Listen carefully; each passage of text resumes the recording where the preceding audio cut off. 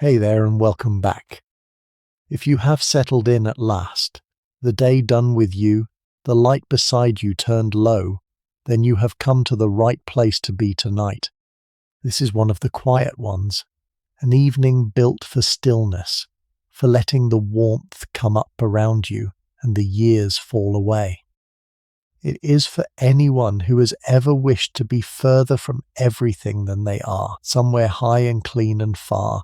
a single small light in a great darkness with the people you love close about it, and the whole striving world shut safely outside. I would like to carry you to a place like that tonight, a long way north and far back, up to a lone shepherd's cottage standing by itself in the fold of a high glen on the edge of the Scottish Highlands, in the deep of winter, in or about the year 1860. You need do nothing to come with me.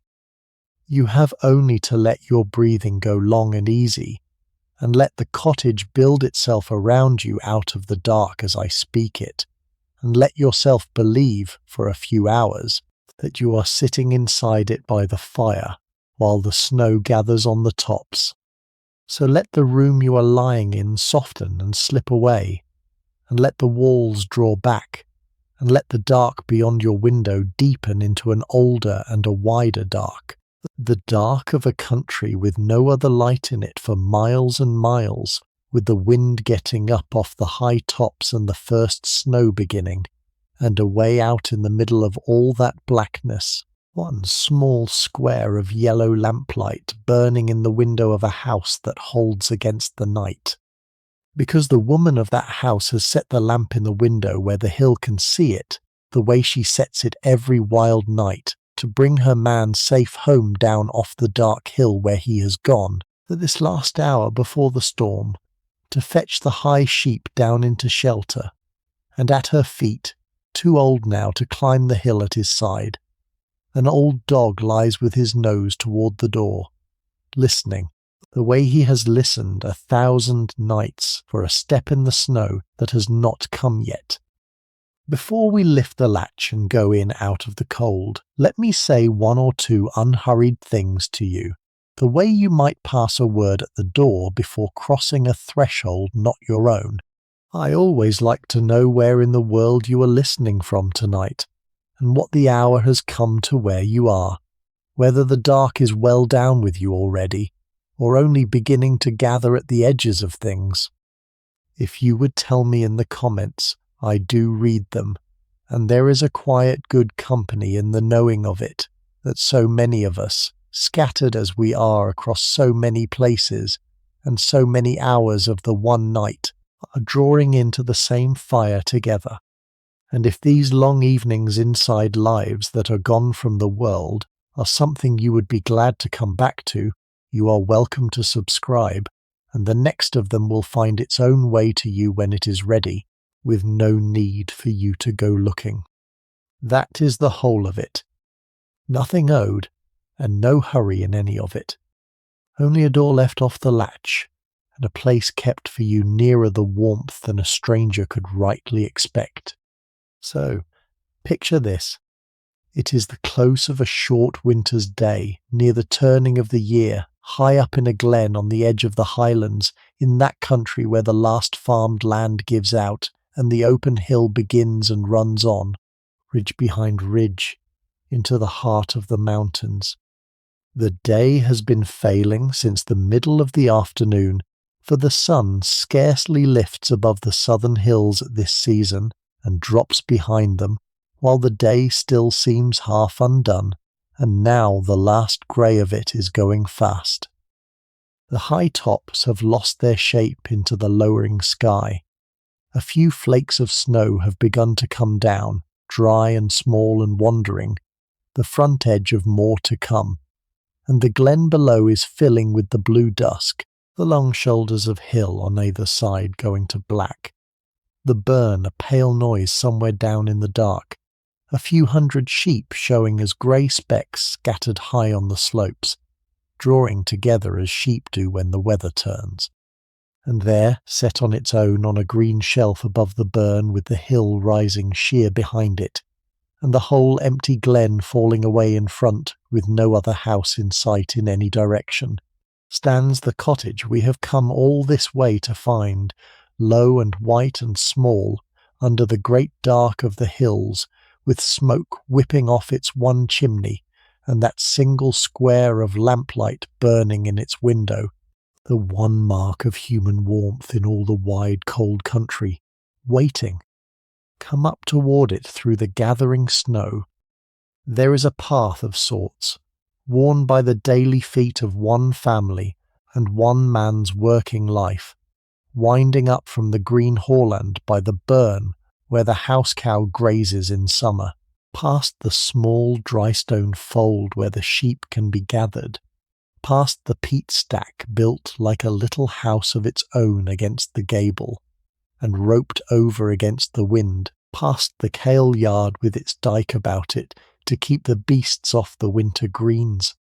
The cottage is not the rude low hut you might be picturing. It is a decent small house, its walls of stone harled and lime-washed white, so that even now in the dusk it holds a faint glow against the black hill, its roof a steep pitch of thatch or of grey slate weighted and sound, with a proper gable and a proper chimney at the end, from which the peat smoke streams away flat in the wind. It was built by the farm or the estate whose sheep the shepherd herds, and it is his home for as long as he keeps the hill, and it stands square and snug,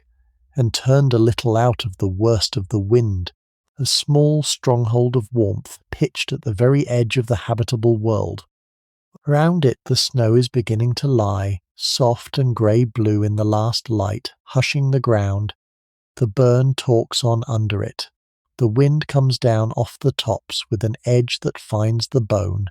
and high up on the dark hill, somewhere in the thickening snow, a man and a young dog are moving, gathering the last of the scattered flock and turning them down toward home, while the lamp in the window burns to bring them in. We will not go up onto the hill after him, not yet. We will go into the light. So come to the door, a stout wooden door with a heavy latch, set in the white wall under the low eave, and lift the latch and push, and step in over the threshold out of the wind and the snow into another world entirely, a world of warmth and yellow light and the smell of peat smoke and baking and the steam of a pot, and let the door fall to behind you against the dark. Stand a moment and let your eyes come in from the snow blink to the soft lamplight, and let me show you where you are. This is the kitchen, the far end of the house, the heart of it, the room where nearly the whole of the family's life is lived, and it is warm, and it is close, and it is full of the quiet business of an evening. At the gable end there is the fire, and here is the first thing that marks this house from the older, poorer kind, for the fire is not a heap of peats out on the open floor, but is set back into a proper wide hearth under a great hanging chimney breast, the peats glowing red on a raised stone hearth with an iron grate, and over them, hung from an iron bar and a swee that swings out from the wall, a black kettle just beginning to sing and a pot of broth muttering to itself under its lid. The chimney draws the smoke up and away, so that the air of this room, though it carries the sweet reek of the peat, is clear enough to see across, lit warm and yellow by the fire, and by a paraffin lamp set on the table with its wick turned low, throwing the room and everyone in it into a soft amber glow against the dark outside, where the snow is coming down now in earnest, past the small bright window. Look first at the fire, for in a house this far from any other, the fire is more than warmth. It is the centre the whole life turns upon, the thing tended first in the morning and last at night, and never let go cold. The fuel is peat, cut by the shepherd himself in the bright days of the early summer from a moss along the hill, dried through the good weather, and carried home and built into that stack against the gable, and a creel of the dry black sod stands ready now beside the hearth.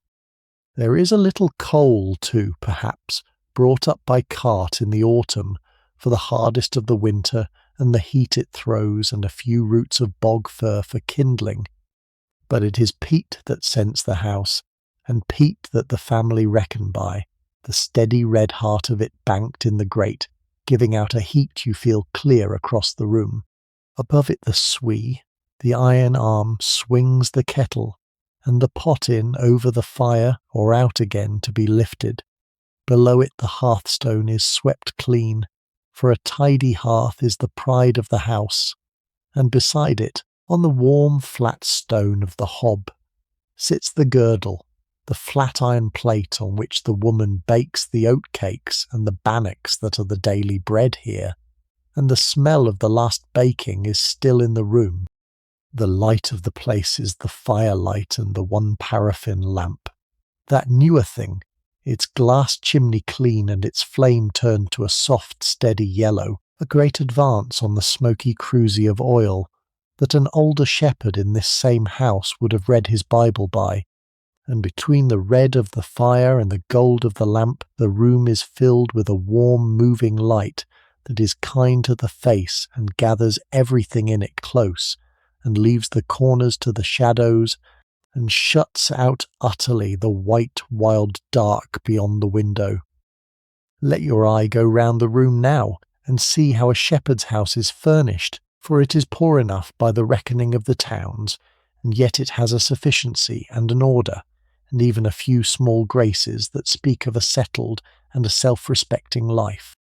The floor is of stone flags or of beaten earth, swept and sanded. The walls within are lime-washed white like the walls without, hung here and there with the working gear of the hill, a coil of rope, a horn, a spare crook, and with one or two cheap bright prints and a sampler, a daughter stitched. Against the wall stands the dresser, the pride of the kitchen, its shelves ranged with the blue and white plates set on edge to face the room, a few lustre jugs, the good cups kept for the minister or the New Year, all of it dusted, far past any need by a woman who takes a quiet pleasure in it. There is the kist, the great wooden chest that holds the linen and the Sabbath clothes and whatever small treasures the family owns. There is the meal gurnal, the bin that holds the bowl of oatmeal that is the foundation of the year's eating, guarded against the damp. There is the table, scrubbed white, and the chairs and the creepy stools, and the shepherd's own armchair in the warm corner by the fire.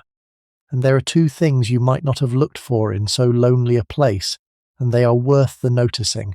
A clock, a wag at the wah, its pendulum swinging open on the wall, and its steady tick laid under all the sounds of the room, marking a time these people half keep and half ignore. And a small shelf of books, well thumbed,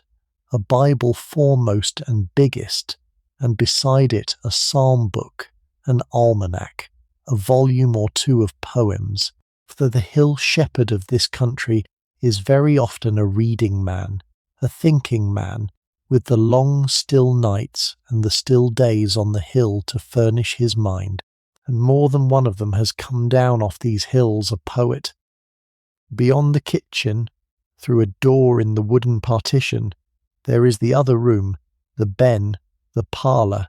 kept cold and good, and little used, with the best bed in it and the few best things, opened up for a death or a wedding or a stranger of standing. And off the kitchen there are the box beds, those snug wooden cupboards built into the wall, with their own doors that close, a bed within a box within the warm room, where the family sleep close and snug with the storm howling a hand's breadth away beyond the stone. But it is the kitchen we are in, and the kitchen that holds the life, and it is time you saw who is in it tonight. For the man of the house is not here. He is up on the hill, in the snow, as you know, and the room is the woman's and the children's and the old dog's, and over all of it there lies, but beneath the warmth and the firelight, the faint particular tension of a house with one of its own out in the weather, an ear kept always half-cocked toward the door. The woman of the house sits nearest the lamp with her knitting going in her hands, and she does not look at it, for her hands have knitted these many years without her eyes, turning out the long woolen stockings and the gancy and the mitts that clothe her family and that she sells, besides a few pairs at the market for the small money of her own that buys the tea and the thread. She knits and she listens, her face calm in the lamplight, a strong, weathered, handsome woman of 40 or so, who has made this lonely house a home and asks no pity for the loneliness of it. There are children, a boy of 10 or 11 who will be a shepherd himself and already knows the hill and the sheep and is wild to have a dog of his own. A girl a little younger helping her mother, her own small knitting in her lap, and a smaller child, 3 or 4, drowsing now on the settle with a wooden toy fallen from its hand. And by the fire, in the warmest place of all, lies the old dog. He is a black and white collie gone grey about the muzzle, stiff in the hips, his working days behind him, and he has earned his place at that fire 10 times over with the years he gave to the hill, and the family love him with the deep unspoken love that grows between hill folk and the dogs that share their work and their solitude, and he is let lie there now in honoured idleness. But he is not idle in his heart tonight, for his master is out, and a younger dog is doing his work in the snow, and the old dog lies with his head on his paws and his eyes on the door, and his ears following sounds the people cannot hear, waiting, as he has always waited, for the man to come home.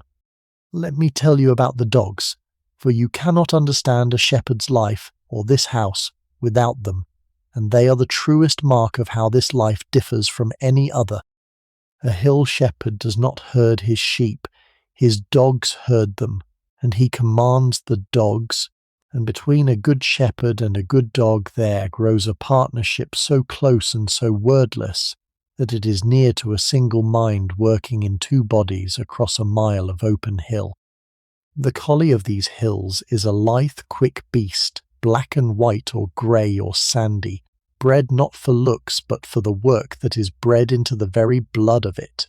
the instinct to gather and to drive and to hold, an instinct so strong that a half-grown pup will try to round up the hens and the children before ever it is taught a thing. The teaching takes years, and the shepherd does it himself, on the hill, in all weathers, by word and by whistle, and by the long patient building of trust, until the dog will cast out wide and silent across the face of the hill at a wave of the hand, gather a scattered flock from ground the man could not cover in a day, bring them down a hillside steady and unhurried, hold a single ewe against a wall,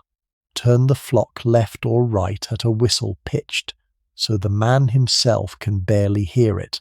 but the dog a half-mile off can. A shepherd may have 2 dogs or 3, an old steady one and a young one coming on and a pup learning, and they live about the house and the steading, kennelled or by the fire, fed on the brose and the scraps, and they are not pets, and they are more than pets. They are the man's hands and feet and eyes upon the hill, his companions in a solitude no other soul could share, and the loss of a good dog is a grief. A shepherd will speak of years after with a catch in his voice. The old dog at the fire was such a one, the best the shepherd ever had, and the man will tell you so, and the dog seems to know it. For a dozen years he ran that hill, knew every sheep track and peat hag and burn crossing of it, brought the flock through a dozen lambings and a dozen winters, found the buried sheep under the snow with that uncanny nose, stood between the man and more than one bad night on the tops, and now his legs have failed him, and his wind is gone, and he cannot climb, and it half breaks his heart, you would swear, to see the young dog go out the door at the master's heel of an evening, to do the work that was his.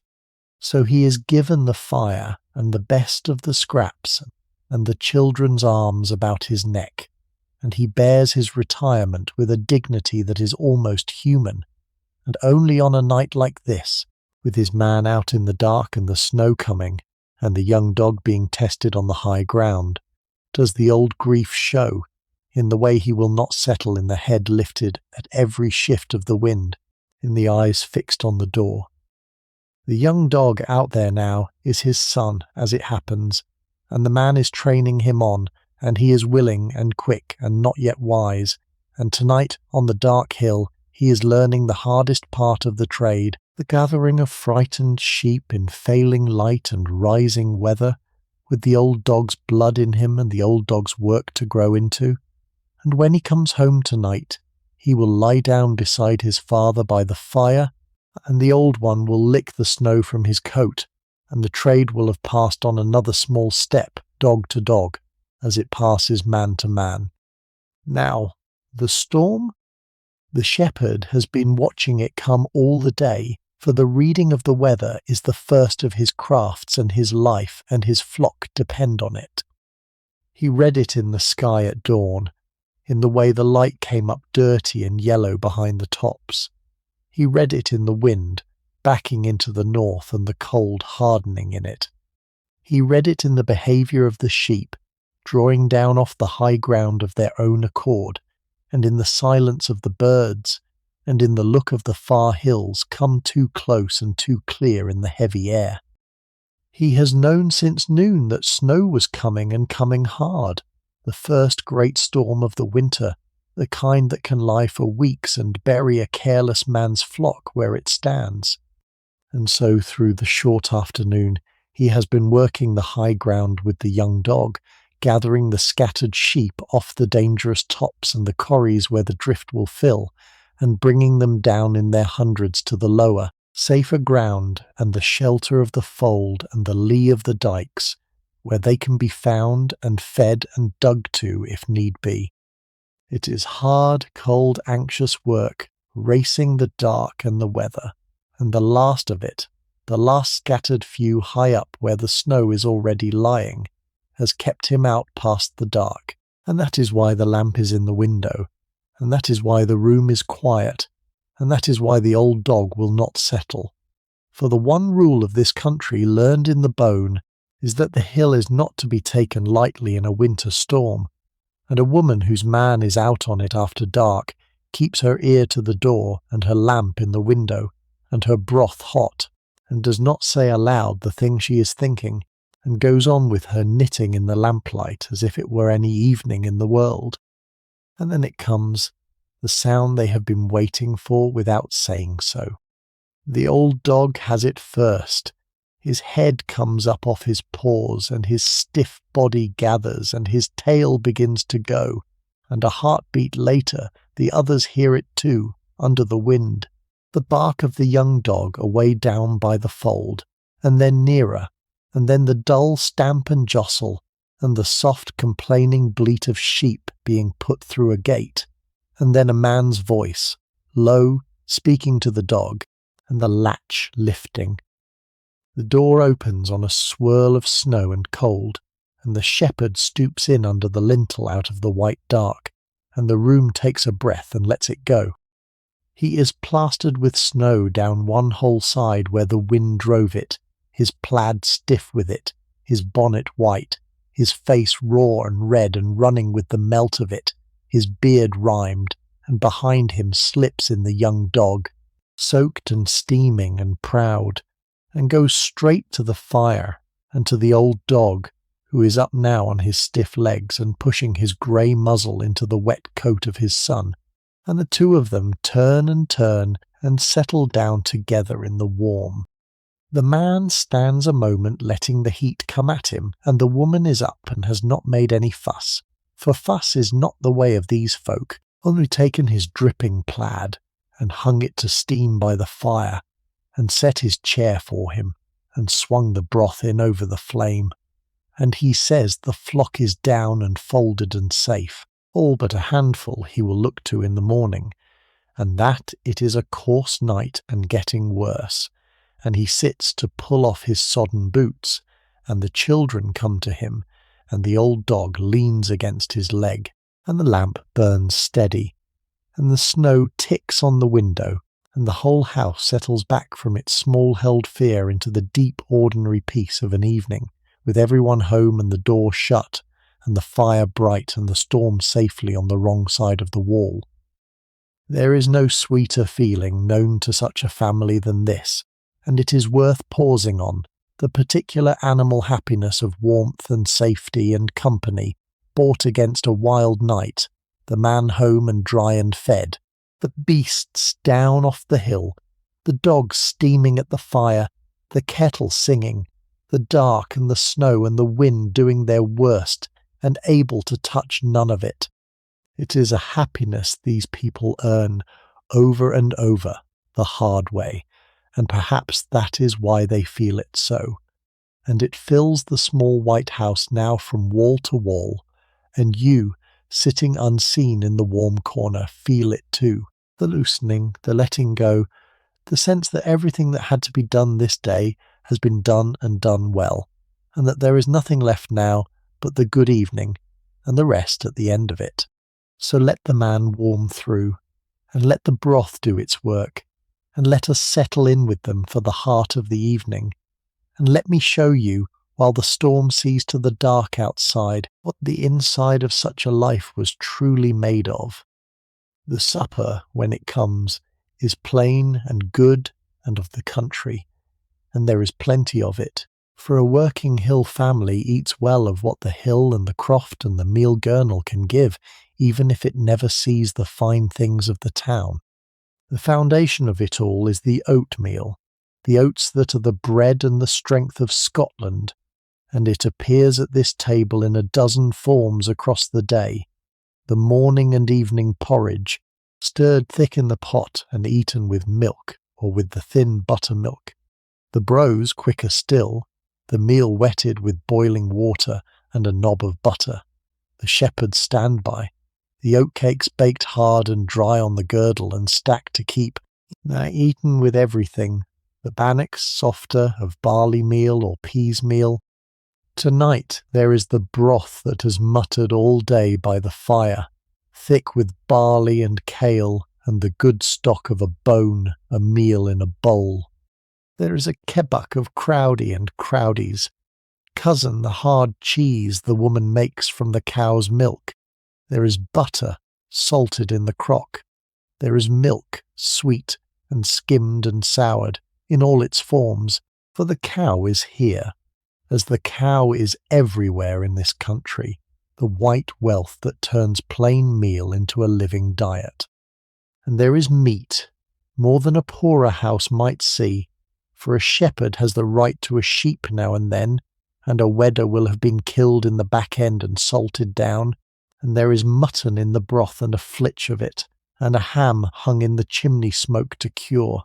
There is tea now, too, that new thing come even to these far houses, kept in a caddy and brewed strong and sweet and dear and valued. And at the New Year, and only then, there will be the whisky and the shortbread and the black bun. It is a diet of meal and milk and mutton and kale, monotonous to our spoiled tongues and entirely sufficient to theirs. And on it these people are reared tall and hardy and long-lived, and they sit to it now with the appetite of a day's cold work, and give thanks for it, and eat. The sheep are the shepherd's work, but they are not strictly his own, and so the family's own small belly timber comes from another quarter, from the few acres of in-by ground about the house and the handful of beasts that go with the place. And these are worth your seeing, for they are what makes the cottage a home, and not merely a barracks on the hill. Chief of them is the cow, the house cow, kept in the byre that adjoins the house under its own roof at the gable, a quiet beast milked morning and evening by the woman, and on her milk the whole domestic economy floats, the porridge milk and the crowdy and the butter and the cheese, so that the loss of her would be a calamity, second only to a hurt to one of the family. There are hens scratching about the door by day and shut in at night against the fox, giving their eggs when the season lets them. There may be a pig fattening on the scraps and the skimmed milk against the autumn killing, and a few hardy black-faced ewes of the family's own running with the master's flock, the shepherd's pack, his small private stake in the trade, the lambs of them sold to put by a little money toward the day his own son will need a start. And there is the kale yard, that small walled garden by the house, one piece of cultivated ground in all the wide hill, where the woman grows the green kale that goes into the broth all winter, hardy stuff that stands through the frost and is the sweeter for it, and a few potatoes now, and some neeps, and a row of currant bushes, and perhaps, against the sunny side of the dyke, a flower or two grown for no reason but the gladness of it, a thing worth marking in so practical a place. Between the cow and the hens and the pig and the pack and the kale yard and the meal bought with the wage, the family is fed soundly if plainly the year round, half by the wage of the hill, and half by the work of their own hands on their own small ground. And they are as near to independent as a working family of that age could hope to be.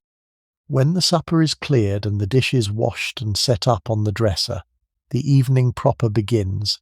the quiet heart of it,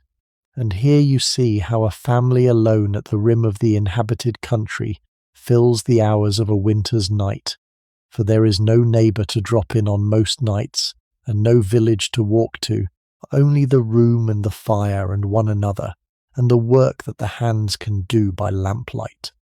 The woman knits. She is never of a winter evening to be seen with her hands empty. The needles go and go, the grey wool of their own sheep, washed and carded and spun by her in the autumn, turning under her fingers into the stockings and the drawers and the long-sleeved drawers and the comforters that a man needs who stands out on a winter hill, and into the finer work, the patterned gancy, the Sabbath stockings, that she takes a quiet pride in. The man, his feet to the fire, and the dogs against his legs, is busy too, for an idle-handed shepherd is a rare thing. He mends his gear, a strap, a boot, the netting of a fold. He twists and splices rope. And on this night he has taken up the long winter's work he loves best, the making of a crook, the shepherd's staff, and not the plain kind, but the fine kind, the carving of a ram's horn down by the fire over many evenings into the curved and polished head of a crook, heated and bent and scraped and filed and rubbed. A horn that will end as a thing of real beauty, a tup's head or a thistle worked into the curve of it, the one piece of art a working man makes with his hands, to be carried with pride to the kirk and the market, and handed down to a son. The boy whittles beside him, learning. The girl helps her mother, or cons her lesson. And the clock ticks, and the fire settles, and the lamp burns, and the snow sifts down past the window, and the night goes by in a deep contented industry that asks nothing of the world beyond these walls. This winter night is one bead on a string that runs right round the year, and the shepherd's year has a shape as fixed and as demanding as the turning of the seasons that drive it, and it is worth our following, for it is the true frame of everything, and tonight's storm is only one face of it. Begin where the year's labour comes to its head in the spring, at the lambing, which is the hardest and the most anxious season of all, and the one on which the whole worth of the year depends. For weeks, through the raw cold of an upland April, when the winter has by no means loosed its grip, the shepherd scarcely sleeps. He is out on the hill before the light, and back after the dark and out again through the night, going his rounds among the heavy ewes, for an ewe may lamb at any hour, and a lamb born wet into a frost or a sleet storm will perish in minutes if no man is there. and the loss of lambs is the loss of the year's increase and the shepherd's good name.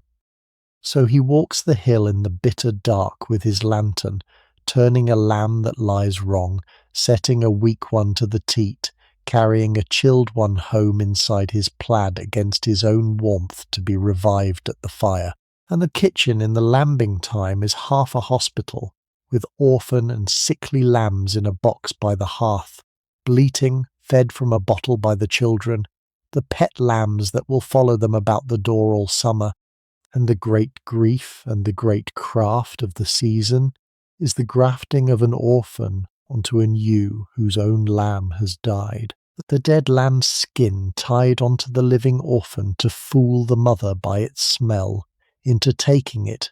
a small homely miracle worked by the dozen in those weeks. It is exhausting, unending, heart-sore and joyful work, the very heart of the shepherd's craft and pride. And when it is done, and the hill is dotted with healthy lambs running, and the worst is past, there is a tiredness in the man that is half triumph. Then the year eases into its kinder months, and the great social season of the hills arrives, the only time the scattered shepherds and their families come together in any number, and that is the clipping, the summer shearing of the sheep. For the clipping no one man can do his own flock, and so the neighbouring shepherds gather from glen after glen, days appointed, each man's clipping in its turn, and they come with their dogs and their hand shears, a dozen men and more, and the sheep are gathered and penned, and the long day is spent in the rhythmic skilled labour of the shears, each man bent over his ewe, the fleece coming away in one whole piece, the white sheep walking off shorn and indignant, and the women are there too, rolling and packing the fleeces and feeding the company, and the children running, and it is half a hard day's work, and half a festival, the one great gathering of the year, with the crack and the news and the rivalry of who can clip the most and the cleanest, and a supper after, and a dram, and songs, and the courting of the young, for the clipping is where the scattered hill families meet and match. There are the gatherings too, the great drives when the whole hill is swept of its sheep, for the marking or the dipping or the sales, every shepherd and each dog of the district out together on the tops at dawn, the hill alive with the far cries of men, and the whistling to the dogs and the streaming of the gathered flocks coming down off the heights. Days of tremendous coordinated labour across miles of country, and a deep satisfaction in them, the solitary men of the hills working for once as one. After the clipping comes the marking and the dipping, the summer's tending of the shorn flock, the lambs marked with the keel and the ear mark, and the tar brand that say whose they are and which hill they belong to. The sheep run through the dip or smeared in the older way with a salve of tar and butter worked into the wool by hand against the keds and the scab and the wet of the coming winter. Filthy, patient work done sheep by sheep. And then the back end of the year, the autumn, brings the selling, and the selling brings the one long journey out of the glen, for the lambs and the cast ewes must go to the market, driven on foot in the old way down out of the hills by the drove roads to the great trysts and sales of the lower country, where the dealers wait and the beasts of 100 hills are bought and sold and driven on south. The shepherd goes with them, days on the road with his dogs and the flock and the other drovers, sleeping out by the road with the beasts, a hard cheerful expedition into the wider world and back. And the price the lambs make at the sale is the measure of his year and the talk of the glen, and he comes home with the master's money accounted for, and a little of his own in his pocket from his own pack, and some small treasures bought at the market town, a new caddy of tea, a ribbon, a book, a toy, a clay pipe, the rare manufactured things that the glen cannot make. Then, as the year closes, the tupping the rams turned out among the ewes in the late autumn, so that the lambs will come in the spring, the careful matching of the tups to the hill, and then the first snows, and the descent into winter, and the wheel has come round again to the night we are sitting in. For winter is the shepherd's long testing, the months when the kind weather is gone and the flock must be carried through cold and storm and want on the bare hill, and the work of it is the work we have watched tonight. The watching of the weather, the gathering of the sheep off the dangerous ground ahead of the storms, the bringing of hay and turnips out to them in the deep cold when the hill gives nothing, the constant counting and searching, and, worst and most dramatic of all, the digging of buried sheep out of the snow. For a hill sheep caught in a drift will not always die. It will huddle in the lee of a bank or a dike, and the snow will drift over it and seal it in. And there in its cave of snow, breathing through a small hole that its own warmth keeps open, it can live for days, even for a week or more, eating the wool off its own back. And the shepherd, after a great storm, goes out across the smothered white hill with his dog and his long iron-shod staff. And it is the dog again that saves them, casting over the drifts and scenting the buried beasts through feet of snow and marking the spot. And the man digs and hauls the half-dead ewe out into the light, and carries it home or sets it on its feet. And a shepherd and a dog may save scores of sheep this way after a bad fall, and the saving of them is a labour of cold and danger and endurance that the comfortable world below the hills knows nothing of. This is the life, then, turning through its year, the heartbreak and triumph of the lambing, the fellowship of the clipping, the long road to the sales, the testing of the winter, the same wheel his father turned and his father before him, on this same hill, under these same stars, and he would not, if you ask him, change it for any softer life you could name. I have spoken of the gatherings and the clipping, and you might think from them that the shepherd's life is a sociable one, but the truth is the opposite, and the solitude is the deepest fact of it, and the thing that most marks the people who live it. For most of the days of most of the year the shepherd is alone on his hill, alone with his dogs and his sheep, and the wind and the immense silence, walking miles of empty country, in which he may not see another human face from one week's end to the next, and his family, in the cottage, are nearly as solitary. The nearest other house an hour's walk down the glen or moor, the village and the kirk and the school a half-day off, the world reduced to the few souls under this one roof. It is a solitude that would break some people, and that these people not only bear, but in their way love, for it breeds a particular kind of soul, self-reliant, inward, observant, slow to speak and deep when it does, at home in its own company and in the vast company of the hills. And there is a dignity and a fullness in these hill folk that the crowded and dependent dwellers below often lack. They are not lonely, or they do not call it so.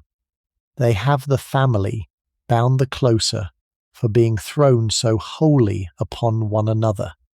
They have the dogs, they have the hill itself, which to a man who has herded it 40 years is not empty at all, but as full of meaning and memory and incident as a city street is to a townsman, every burn and crag and hollow named and known and storied. And what society they do have! They prize the neighbouring shepherds, met at the gatherings and the markets and the kirk, are friends of a depth that easier men do not know, a brotherhood of the hill, men who understand without telling what another's life is, who will turn out without being asked to help dig a neighbour's buried flock or sit a night with a sick man miles from any doctor, and the bond among them is the stronger for being seldom exercised and never spoken of. And because visitors are so rare, they are so much the more an event, and the hospitality of these lonely houses is open-handed past anything the crowded world below would credit. Let a stranger come up the glen, and whoever he is, packman or preacher or sportsman or tramping tradesman or some poor soul tramping the roads, he is taken in, set by the fire, fed of the best the house has, and never let go on his way at the day's end into the dark and the weather, but kept the night, given a place in the box bed or by the fire, sent off in the morning warmed and fed and blessed. For the family know, none better, what the hill is to a man caught out on it after dark, and the door is never shut on anyone. The packman, the travelling merchant with his bundle, is the most welcome of all, for he brings not only his needles and his thread and his ribbons and his cloth, the small goods the glen cannot make, but his news, his cargo of talk gathered glen by glen, the doings of the far world and the near, retailed by the fire in payment for his welcome, and listened to as hungrily as his goods are fingered. The post, when it comes, is an event, a letter from a son gone to the army, or to the south, or across the sea, read over and kept. The minister on his round, the dominie, a drover passing, a neighbour walking up of a Sabbath afternoon. Each is a brightness in the long plain stretch of the days, marked and remembered. And the rare true sealed, a winter night when 2 or 3 families do contrive to come together at one fire, with the fiddle and the songs and the tales going till the small hours, is a feast of the heart that lights up a whole season. The solitude is the rule, the company, when it comes, is the sweeter for the rule, and the family has learned the deep art, which we are fast losing, of being sufficient to itself. The hills these people heard are empty of men, but they are not, to the mind of the glen, empty of presence, and the old beliefs live on up here, in the high lonely places, longer than they do in the crowded low country, woven through the shepherd's hard practicality, without his feeling any contradiction in it. There is the second sight, and da shallad the gift, or the burden, of seeing what is not yet or what is far off, that runs in certain families and is spoken of low and seriously. The man who saw the funeral on the road weeks before the death, the woman who saw the empty chair, the lights seen on the hill where a man would later be found. There are the fairies, the good folk, the people of peace, who are held to dwell in the green knolls and the old mounds, and there is a knoll up the glen that the shepherd will not break with the plough, and the children are warned off after dark, and there are the small courtesies still half kept toward them, for it is best not to offend what you cannot see. There is the each wedge, the water horse, that is said to haunt the black lochen up under the crags, rising to lure the unwary onto its back and down into the deep, and there are the tales of it, told by this fire of a winter night with the wind howling, that keep the children from the lochen's edge better than any warning. There are omens and signs without number, the death watch in the wall, the howling of a dog, the robin at the window, the way the smoke blows. There are charms and cures, the old woman's knowledge of the herb and the word for a fever or a sprain or a sick beast. There are the names above all, the hill itself a vast unwritten book in the old language, every corrie and burn and crag and lochen named, the names carrying their meanings and their stories, the height of the birds, the corrie of the deer, the burn of the woman, the rock of the watching, a whole inheritance of memory laid over the empty land, and known to the shepherd as the streets of a town are known, so that he walks alone all day through a country crowded with names and stories, and the long doings of the dead, and is not, in that sense, alone at all. And over and through all that old belief, holding it and not at all troubled by it, there lies the deep, plain faith of the kirk, for these are Presbyterian folk of the Scottish sort, and their religion is the iron in their backbone and the frame of their weak and the comfort at their end. The Sabbath is kept, and kept strictly. From the Saturday night the work is laid by, all but the bare tending of the beasts that even the strictest conscience allows, for a cow must be milked, and a flock must be looked to whatever the day, and the Sabbath itself is a day set wholly apart, quiet, clean, the best clothes put on, no work, no play, no idle talk, but the day given to worship and to rest. If the kirk is within reach, and it is often a walk of miles down the glen, the family makes the journey, the whole of them, to sit the service through, the lined-out psalms sung unaccompanied in the old way, the precentor giving out the line, and the people following in that slow swelling wail of the metrical psalms that is like no other singing on earth, the unhurried sermon, the gathering of the scattered folk of the district in the kirkyard, after among the graves of their own dead. And when the kirk is too far, or the weather shuts the glen, the worship is held at home, and that is a thing to see. The family gathered of an evening, the big Bible brought down and opened, the father reading out a chapter in the grave, unhurried voice kept for it, the psalm raised by the whole household in the firelit room, the long extempore prayer with everyone on their knees on the stone floor, the children, the dogs, the storm outside, and the old words going up out of the small lit house into the enormous dark family worship, taken as the natural close of the day, the household priest in his own kitchen, and there is a strength in it, and a peace that held these people through every hardship the hill could send. I have set that shelf of books in the corner of the kitchen, and I would not have you pass it by, for the reading shepherd is one of the quiet glories of this country and this calling, and the lamplit winter evening is where he is made. Consider the shape of the life. The herd has in the dead of the year hours and hours of an evening with the work of his hands going, but his mind free, and he has, on the hill itself, in the watching of the flock, great stretches of time alone with nothing to do but think,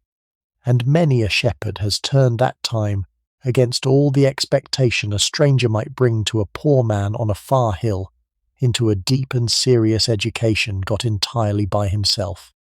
The Bible he knows almost by heart, for it is read aloud in the house the year round, and he has pondered it on the hill the year round. The metrical psalms he carries whole in his memory, and beyond these, the shepherd of this age is as likely as not to have read his Burns until he can give you the half of it from memory, and to have worked his way, by lamplight, winter on winter, through whatever books come his way, the borrowed volume, the prize from a sale, the gift of a minister, theology and history and travels and poetry, read slowly and chewed thoroughly, and remembered for life by a mind undistracted by the thousand calls that fret our own. More than one of these hillmen has made poetry of his own, songs and verses turned over on the hill and written down by the fire, some of it never leaving the glen, and some of it, now and again, coming down off the hills to astonish the wide world. And whether he writes or only reads, the shepherd at his book by the lamp, the storm at the window and the dogs at his feet, and the family quiet about him, is a figure of a real and unshowy nobility. The proof that the life of the mind needs neither wealth nor crowd nor college, but only a quiet hour, a good book, and a thinking head, all of which this poor house, for all its bareness, abundantly affords. The children get their letters at his knee and their mother's, and walk the long miles to the parish school when the weather and the work allow for these parents, who climbed out of their own ignorance by candle end and hard will, want learning for their bairns with a fierce and tender hunger. A word, while the man sits at his book,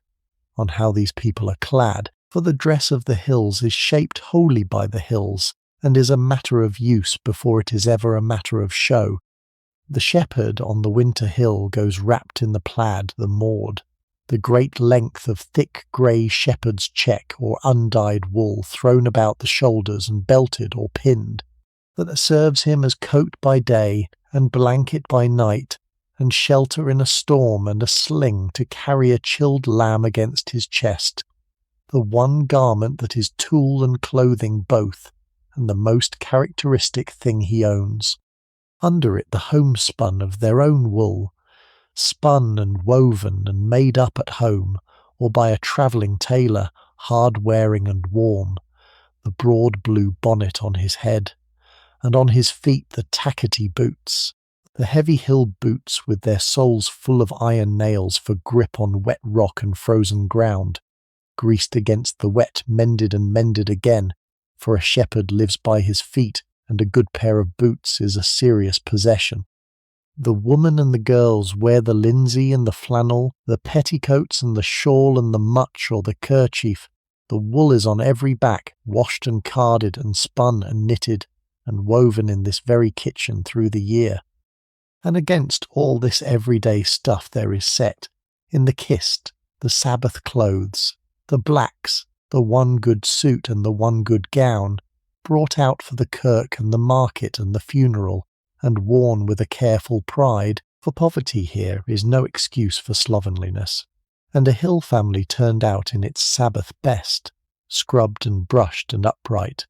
walking the miles to the kirk, holds itself with a dignity that owes nothing to the price of the cloth. Abwarton, let me take you, in the mind, up onto the hill itself, in the daylight that this storm has shut away, for the hill is the other half of this life, and you cannot know the man in the kitchen without knowing the ground he walks. It is great open country, the shepherd's hill, his hersel, the stretch of mountain ground that is his to herd, and it may run to thousands of acres of it, miles of heather and bent and bog and rock rising from the green haws by the burn up through the brown slopes to the grey crags and the high tops where the snow lies late, and the man walks it, the length and breadth of it, day on day, year on year, until he knows it as you know the rooms of your house, each sheep walk and peat hag, each spring and shelter and dangerous bog, each corrie where a flock will draw in a storm, and each face where the drift will lie deep. His day is a long round of it, out in the cold before the light with his dogs and his stick, and a piece of oatcake and cheese in his pocket, climbing to the high ground to count and to gather, and to turn the flock to better feed or safer ground, reading the weather hour by hour, his eye forever moving over the scattered white dots of the sheep across the brown immensity, missing nothing, a beast cast on its back, a lamb in a bog, a strayed ewe, the first sign of a sickness in the flock, hours of solitary walking in wind and rain and mist, and the rare still glory of a bright frosty day with the whole world of mountains laid out blue and white to the horizon, and home at the dark, cold and wet and tired and content, to the lamp in the window. It is a hard apprenticeship, and a long one, the learning of a hill, and a shepherd new to a ground is half blind on it for a year or more until its secrets come into him. And a man who has herded one hill all his days has so grown into it that he and it are scarcely to be told apart, and to move him off it in his age, as sometimes must be done, is to uproot a thing that has grown into the very rock. And the hill is not empty of life beyond the sheep, for all its loneliness. It teems, to the knowing eye, with a wild population. The shepherd reads as easily as his own flock. There are the red deer, the true lords of the high tops, coming down off the heights in hard weather toward the shelter, and the shepherd's very ground, the great stags roaring in the autumn rut, a sight and a sound that is the wild heart of these hills. There is the eagle, riding the wind over the crags, that the shepherd watches with a wary respect, for it will take a sickly lamb in the spring, and yet there is a grandeur in it he would not be without. There is the fox, his old enemy, the lamb-killer, hunted hard, the shepherds and their terriers out after the dens in the spring, The one wild creature the herd's hand is fairly turned against. There are the blue hares that go white in winter, the ptarmigan on the high tops, the red grouse whirring up off the heather, the raven and the hoodie crow, the curlew and the golden plover crying their wild, lonely notes over the moor in the still evenings, the otter on the burn, the wildcat in the crags.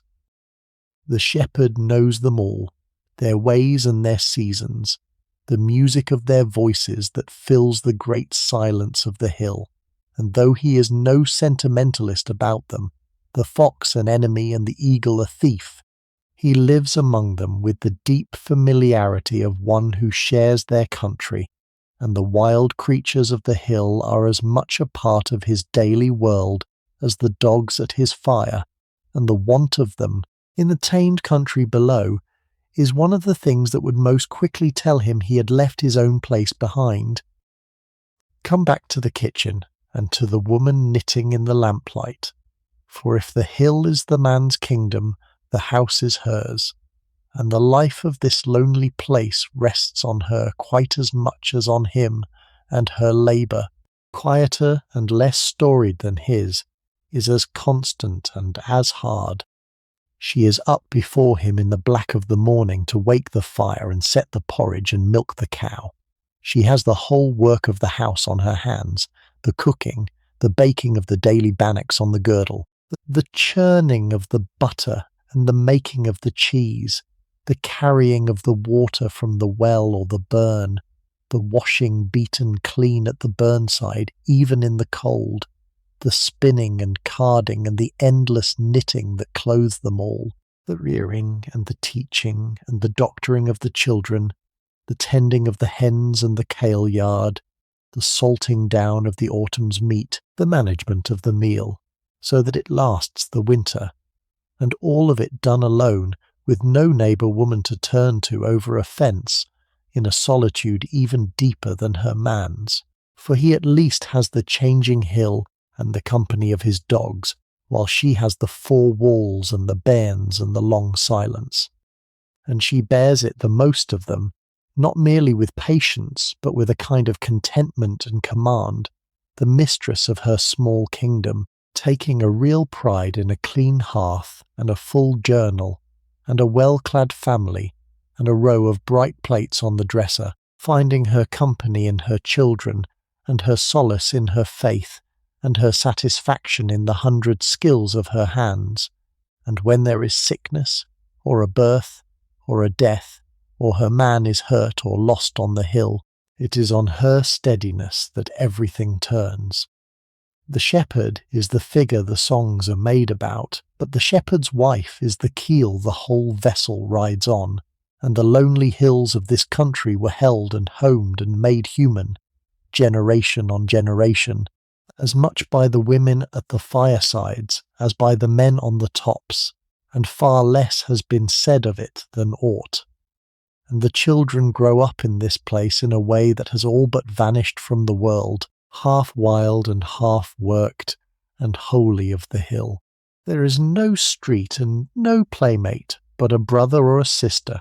no shop and no fair within reach, no entertainment but what the family and the country make. And so the children's playground is the whole open hill, the burn to dam and paddle, the braes to climb, the pet lambs of the spring to mother, the dogs to follow, the wild creatures to watch, a freedom of space and air that the cooped children of the towns could scarcely imagine.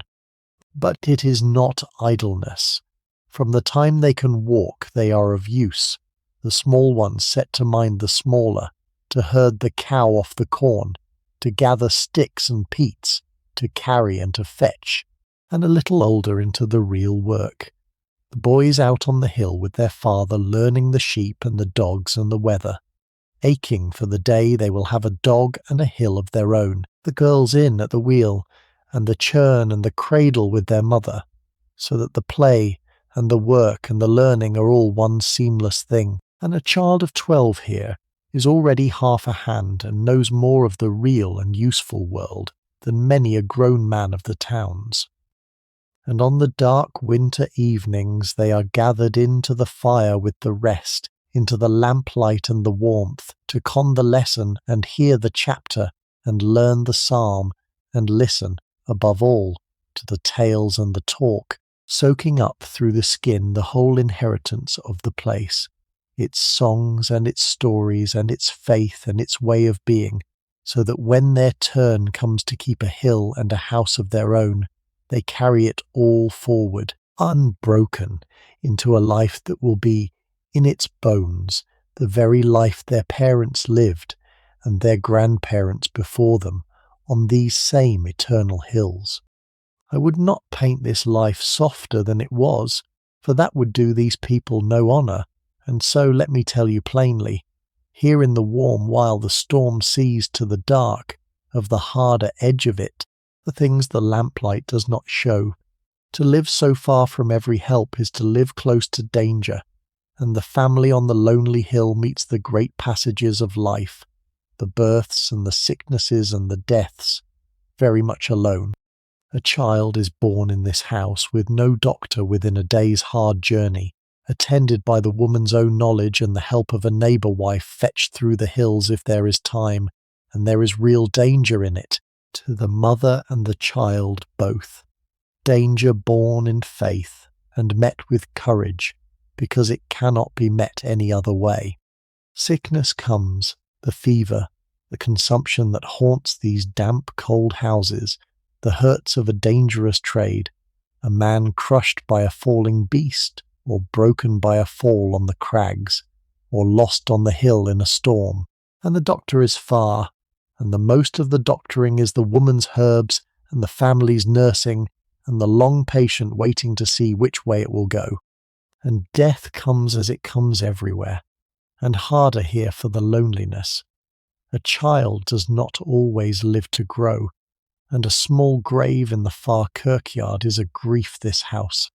like every house of its age, has very likely known, born quietly, folded into the faith that holds them. These are real things, and I will not pretend them away, and yet set against them, and not cancelled by them, but somehow made to live alongside them. There is the other truth that you have felt all this evening, that within this hard and narrow and dangerous frame, these people had built a life of a depth and a soundness and a quiet richness that we, with all our safety, have not clearly bettered. A life close to the earth and the weather and the beasts and each other and their God, self-reliant, unhurried, dignified, and possessed of a peace that the comfortable and crowded world below the hills goes looking for still and very often cannot find. The dark of this winter night is the deepest face of the year, but the year up here has its other face too, and you should hold it in mind against the snow, the lingering light of the northern summer, when the wheel has turned right round. For these hills lie far enough north that the summer days stretch out enormously, the sun barely setting at midsummer, a silver dusk that never quite goes dark, the simmer dim, in which a man may work or walk the hill at midnight by a light like no other. And in that kind season the whole life turns outward, the doors open, the cattle and the sheep high on the green tops, the peats cut and won in the bright endless days, the children loose on the hill from morning till the late dark. In the older time there was the shealing in that season, the eri, the summer transhumance, when the families drove their beasts up to the high pastures and lived for the warm weeks in rough huts on the heights, the young people minding the herds and making the butter and the cheese in the sweet mountain air, a season of freedom and song and courtship out under the open sky. And though the great sheep farms have ended that old custom now, the ruins of the shealing huts still stand green on the high ground, and the old people remember, and the names of the shealing grounds are still on the map of the hill. So the year swings between its two poles, the deep dark and the endless light, the snowbound kitchen and the open sunlit hill, and the family that draws so close about the winter fire is the same that scatters so wide across the summer braes, and both are the life. And the one makes the other the sweeter. And tonight, deep in the dark half of it, the light of the summer is a promise folded away in the turning of the year, as sure to come again as the morning. There is one night in this dark season the family holds above all the rest, and it is near at hand, for we are close to the turning of the year, and that is the New Year, the Hogmanay, which in this Presbyterian country is the great feast where a softer land would keep its Christmas. The Christmas itself goes by here almost unmarked, frowned on by the strict kirk as a popish thing, and let pass as little more than another working day. But the New Year is another matter, the one unbuttoned festival of the whole calendar, and the house makes ready for it. The kitchen is cleaned and the hearth swept and all set in order, for it is held to matter how the year is met. The few good things are got in, the bottle of whisky, the currant-studded black bun, the shortbread, the cheese. And on the last night of the year the family sits up to see the old year out and the new year in, and at the stroke of the midnight the door is opened to let the old year go and the new come, and the first footing begins, the visiting from house to house in the dark of the newborn year, though in this lonely place the first foot may be only a neighbour shepherd come miles over the snow, or the family's own, bearing the lucky gifts, a lump of coal for warmth, a bannock for food, a coin for wealth, a dram for cheer, crossing the threshold with the wish of a good new year to all in the house. There is a dram taken, and the bun and the shortbread handed round, and the hands shaken, and the healths drunk, and if 2 or 3 households can win together through the weather, there is a skilleth of it. The fiddle out, the songs raised, the floor cleared for a reel, the talk and the laughter going into the small hours of the year's first morning. And even alone, even snowed into the one house with no first foot but the dawn, the family keeps the night, sits up, marks the turning, drinks the health, and goes to its bed in the small hours with the old year behind and the new ahead, and a warmth in it that the cold cannot touch.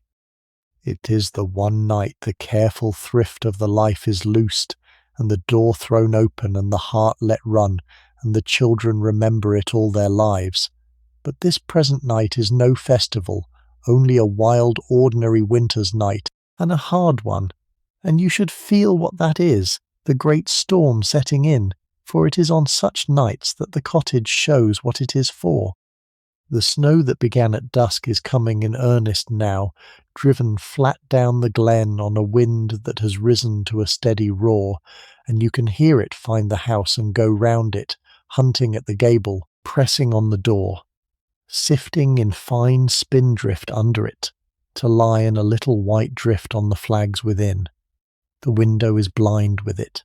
and now and again a great gust comes down off the tops and strikes the house a blow you can feel in the floor,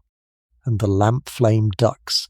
and a puff of peat smoke is driven back down the chimney into the room, and the dogs lift their heads, and the house holds. That is the wonder of it. The thick double walls give the wind nothing to seize. The low strong roof, roped and weighted, holds against the gusts that would strip a flimsier house bare. The deep-set door and the small window hold. The very crouch of the place into the lee of the hill is the gathered wisdom of generations of building in a country that means to kill the careless. And within, in the lamplight and the firelight, the man home and dry, the beasts down and the cow safe in the byre, and the dogs steaming at the hearth, and the broth warm in the belly, and the children drowsing. The storm is no terror, but a kind of deep comfort, a wildness shut out, that only makes the held warmth dearer, and if the snow lies as it may, and seals the glen for days or weeks, and the path must be dug each morning to the byre and the peat stack, why, the meal is in the gurnel, and the meat in the chimney, and the peats in the stack, and the family sufficient to itself. And then they will sit the white siege out by their own fire as their kind have always done, and want for nothing the world outside could give them. No account of a Scottish fireside would be true without its music, and though this house is too lonely for the regular sealed, music is in it all the same, for these are a singing people, and the songs are in the blood. The woman sings at her work, low half to herself, the old songs of the country handed down mother to daughter, the love songs and the laments and the lullabies, the croon over the cradle, the air to pace the churning or the spinning. And the man has his songs too,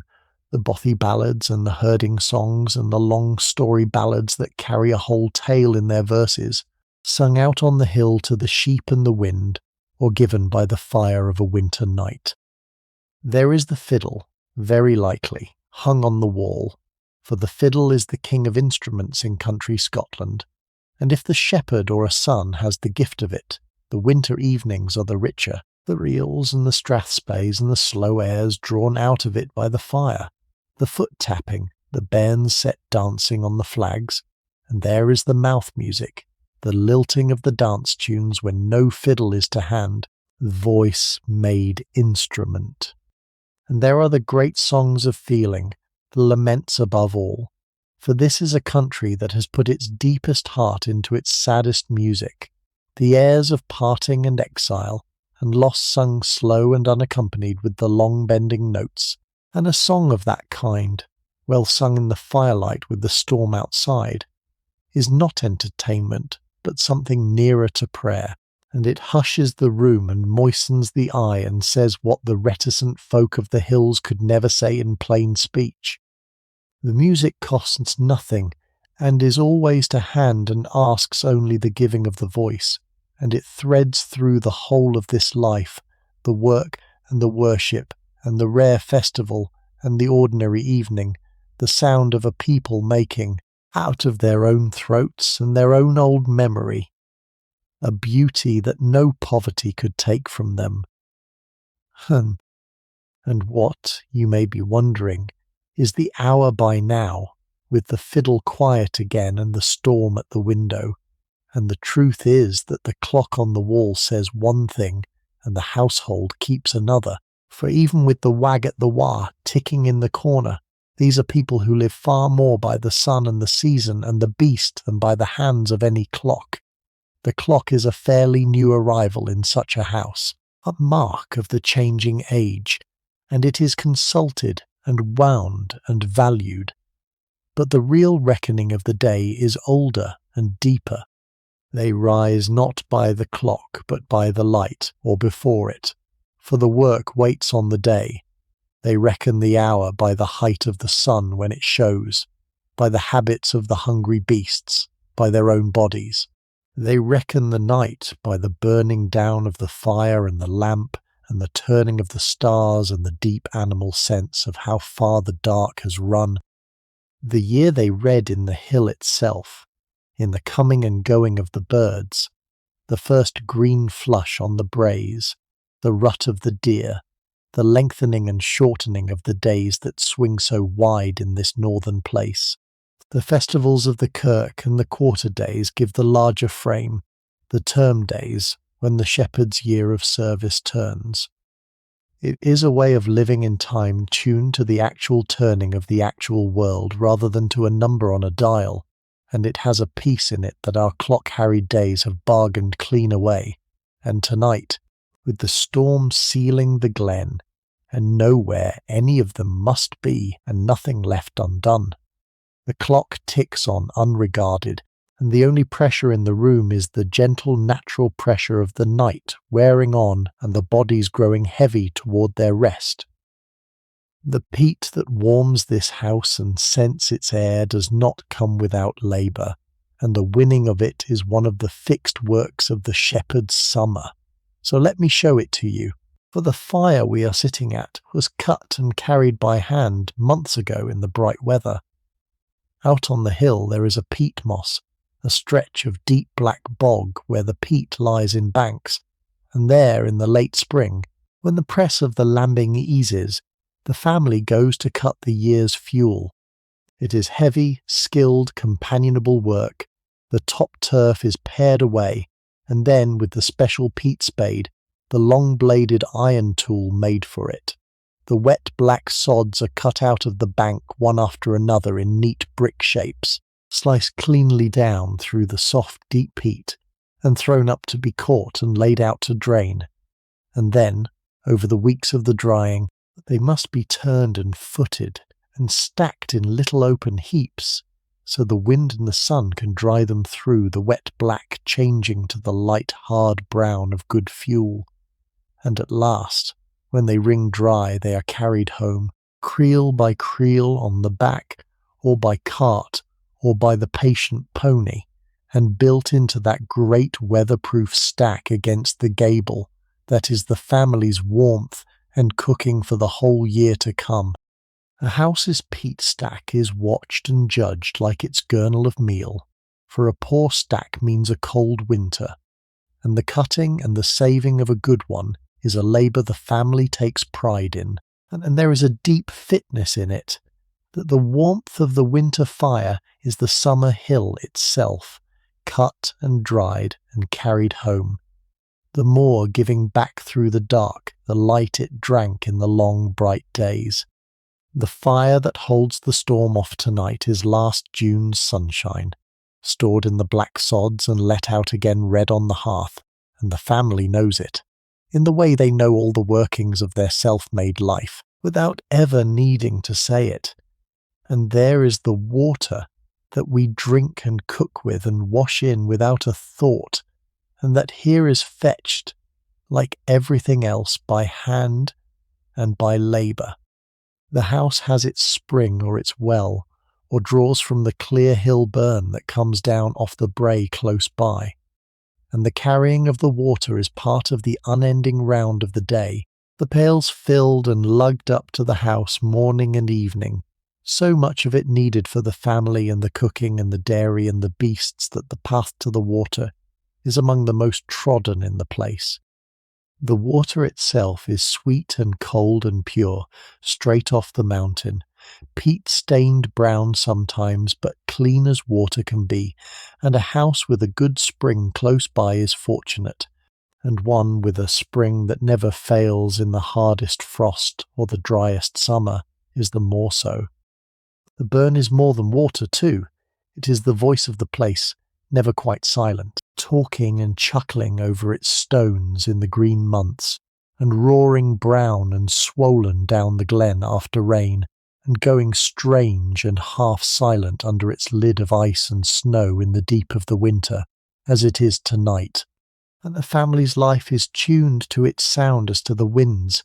the rising of it after rain a thing to be marked, the freezing of it in the great cold a thing to be reckoned with when the pails must still be filled. Water and peat and meal and milk and wool, all of it got by the hand from the hill and the beast and the small ground, all of it carried and cut and cured and stored and made by the people themselves. That is the shape of this life. A life lived close to the sources of things, in which a family makes, with its own hands out of its own country, very nearly the whole of what it needs, and is the stronger and the steadier, and in a way we have half forgotten, the freer for it. The shepherd's hill is a sheep walk, herded for the great flocks of a sheep farm or an estate, but beyond and above it, on the higher and the wilder ground, there lies another use of these mountains that touches the shepherd's life at its edges, and that is the world of the deer forest and the sporting estate, and it is worth a word, for it is part of the country he lives in. The high tops and the remote corries too rough and too far even for the sheep are the ground of the red deer, and a great proprietor will keep such ground as a forest, not a forest of trees but the old word for a hunting ground, for the stalking of the stag in the autumn season, when the laird and his guests come up from the south to the lodge below, and go out with the stalkers onto the hill after the deer, The shepherd is not of that world, and yet he is near it. His hill may march with the forest, and there is an old tension between sheep and deer, and between the herd and the stalker over the marches and the straying of beasts. And the family may have dealings with the lodge, the woman's eggs and butter sold to its kitchen, a son taken on as a pony boy or a gilly in the season, the news of the great folk and their doings, a staple of the winter talk. The laird himself is a distant power, the owner of the very ground the cottage stands on, seen rarely in the autumn, riding up the glen, doffed to and let pass. Between him and the shepherd there is the factor, the man of business, who collects the rents and orders the estate, and is the face of the proprietor to the people. It is a settled order, taken as the weather is taken, the great folk in the lodge, and the shepherd on the hill, and the deer on the tops, each in an appointed place, and the shepherd, secure in his own skill and his own worth, and his own hard freedom on the hill, tugs his bonnet to the laird and goes his own way, and is, in the only manner that matters to him, his own master on his own ground. Look while the man sits mending by the fire at the tools of his trade, for they are few and they are fine, and each is loved, and each tells you something of the life. First and most of all the crook, the long staff with its curved horn head. That is his third leg on the hill, and his arms reach to catch a sheep by the neck, or the hind leg, and his badge of office. And in the carved kind he is making now, his one work of art. A shepherd's crook is as personal to him as his own hand, and a fine one is treasured and named and handed down. There are the hand shears, kept oiled and sharp for the clipping, that lie idle now in the dark of the year. There is the keel, the raddle, the coloured marking stuff for the branding of the fleeces. There is the dog whistle, sometimes only his own fingers and lips, sometimes a little whistle of horn or metal, by which he throws his commands a half-mile across the hill. There is the horn, the ram's horn, for the carving, and the snuff-mull made of one, and the powder horn if he has a gun against the fox. There is the lantern for the lambing nights and the dark mornings, the plaid that is itself a tool as much as a garment, the strong boots, the leather bag. And there is the gun, perhaps, a single old fowling piece, for the fox and the occasional hare or grouse for the pot, kept clean above the hearth. It is a small kit, the whole of a shepherd's working gear, and it would not fill a corner of the room, and yet with it and his dogs and his knowledge a man holds a mountain and brings a great flock through the year, and every piece of it is mended and kept and valued and known, the very opposite of our world of things bought cheap and thrown away, each tool a partner in the work, carried for years, fitted to the hand, and missed like a friend when at last it is worn out or lost. On a clear winter's night, and this one will clear before the dawn, when the snow has blown itself out, there is a sight from the door of this cottage that the lit and crowded country below has lost forever, and that is the sky. Up here there is no other light for miles to dim it, no town's glow on the horizon, nothing between the eye and the heavens but the cold pure air,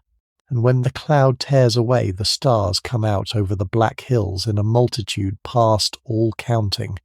the whole vault of them blazing down, thick as frost, the pale road of the Milky Way washed clear across the middle of the dark, and in the depth of a hard winter, now and again, the northern lights themselves, the merry dancers, the great curtains and spears of cold green and rose light, rising and shifting and trembling over the northern hills in a silent fire that the children awaken to see. The shepherd knows that sky as he knows his hill, for it is his clock and his calendar through the long nights, the wheeling of the bright stars telling him the hour, the place of them in the seasons telling him the year, Well, names known for the brightest, the look of the moon watched for the weather and the work, and to stand at the door of the cottage on such a night, the snow hushed and glittering, the hills black and white and enormous, the burn the only sound, and that immensity of stars overhead, is to feel the smallness of the lit house and the people in it in a way that holds no terror,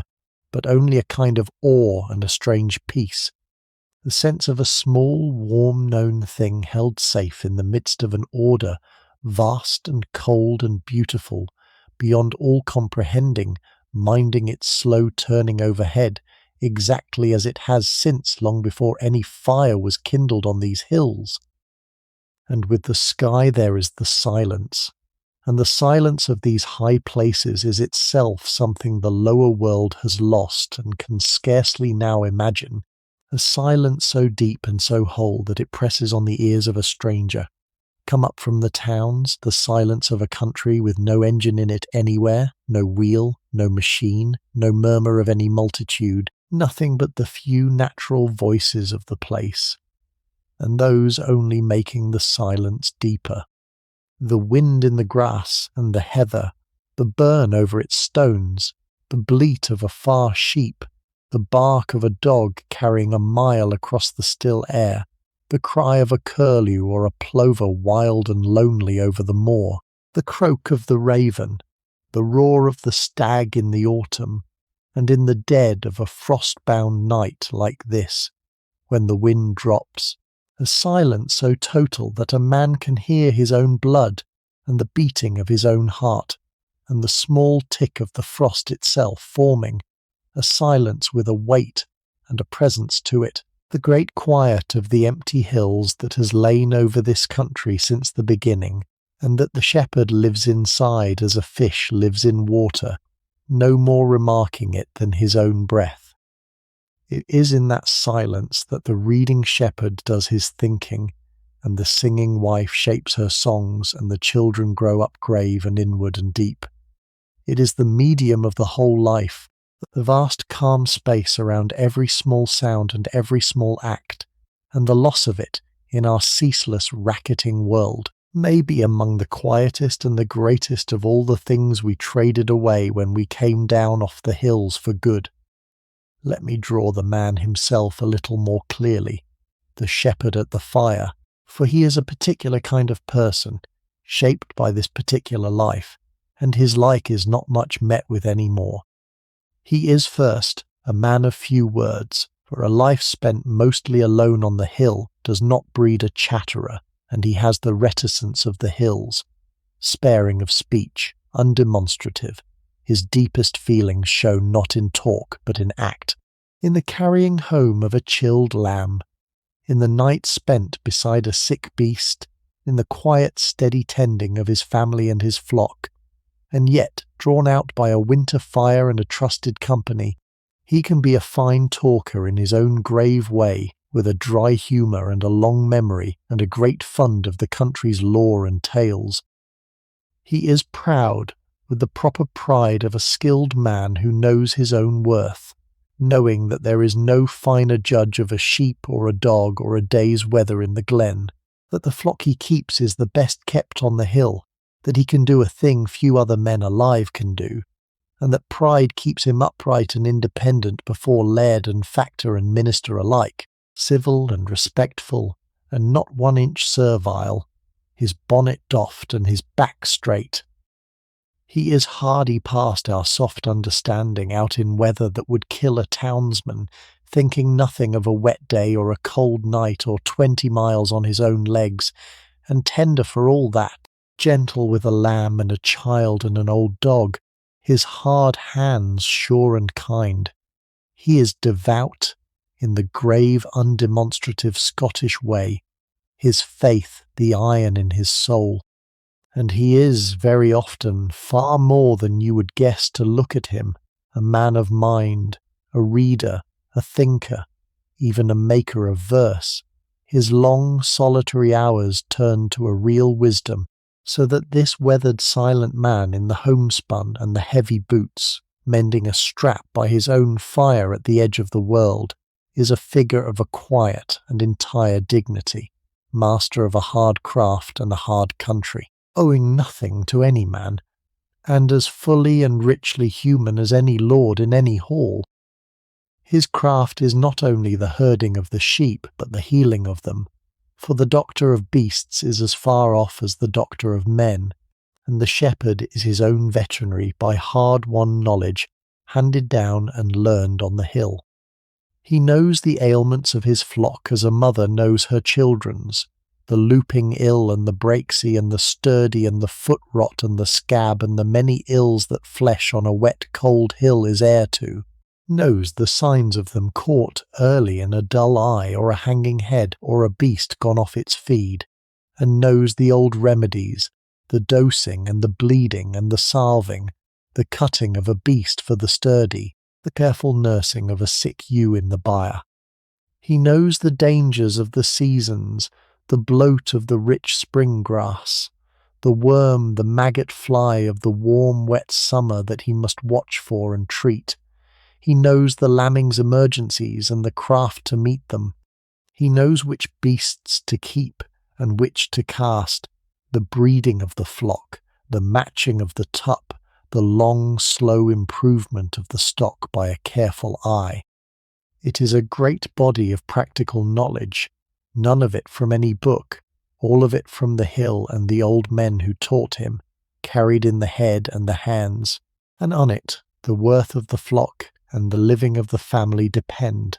and the shepherd practices it as he practices all his crafts, quietly, competently, without fuss. One more part of the deep, unshowy mastery by which a man and his dogs hold a mountain and bring its hundreds of beasts, year on year, through every hazard the hard country can send against them. You must not think this glen wholly cut off from the age it lives in, for even here, even in 1860, the wider century reaches up the glen, faint and late but real,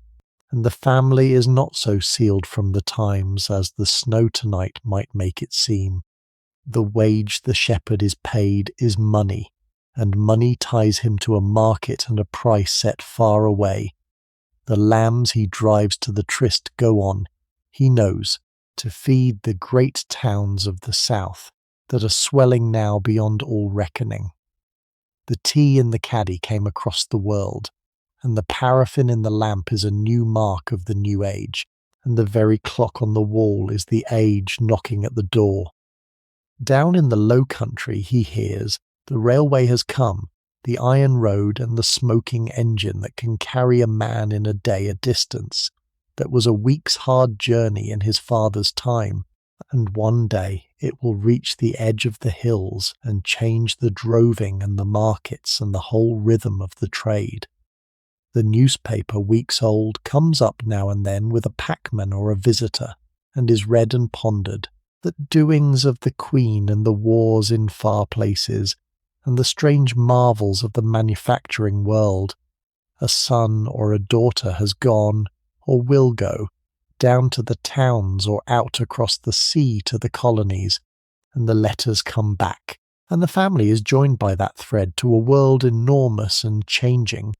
The old life on the hill seems and is immensely ancient and settled and unhurried, and yet it sits inside a century of headlong change that is reshaping everything below, and the shepherd, no fool, knows it, and watches it come with a countryman's wary, unhurried eye, taking what is good of it, the lamp, the tea, the wage, the schooling for his bairns, and keeping, for as long as the hills will let him, the old hard, free, good life that the new age has not yet found a way to better. The solitude of the hills makes the joining of two young people a rarer and a more deliberate thing than it is in crowded places, and a marriage on the edge of the Highlands is worth your seeing, for it is the one great brightness in the social year, and it is made with care. The young of the scattered shepherding families meet seldom, and meet the more meaningfully for it, at the clipping above all, where the families gather, and the young folk work and sup and dance together under the easy eyes of their elders, and at the markets, and the term-day hirings and the kirk of a Sabbath, and there, across a pen of sheep or a clipping supper or a kirkyard after the service, the matches begin,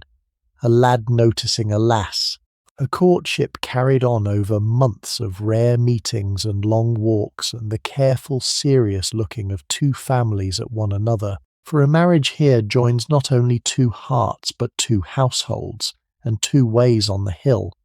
and the prudence of it is weighed along with the liking. And when it is made, the wedding is the great feast the careful year allows itself,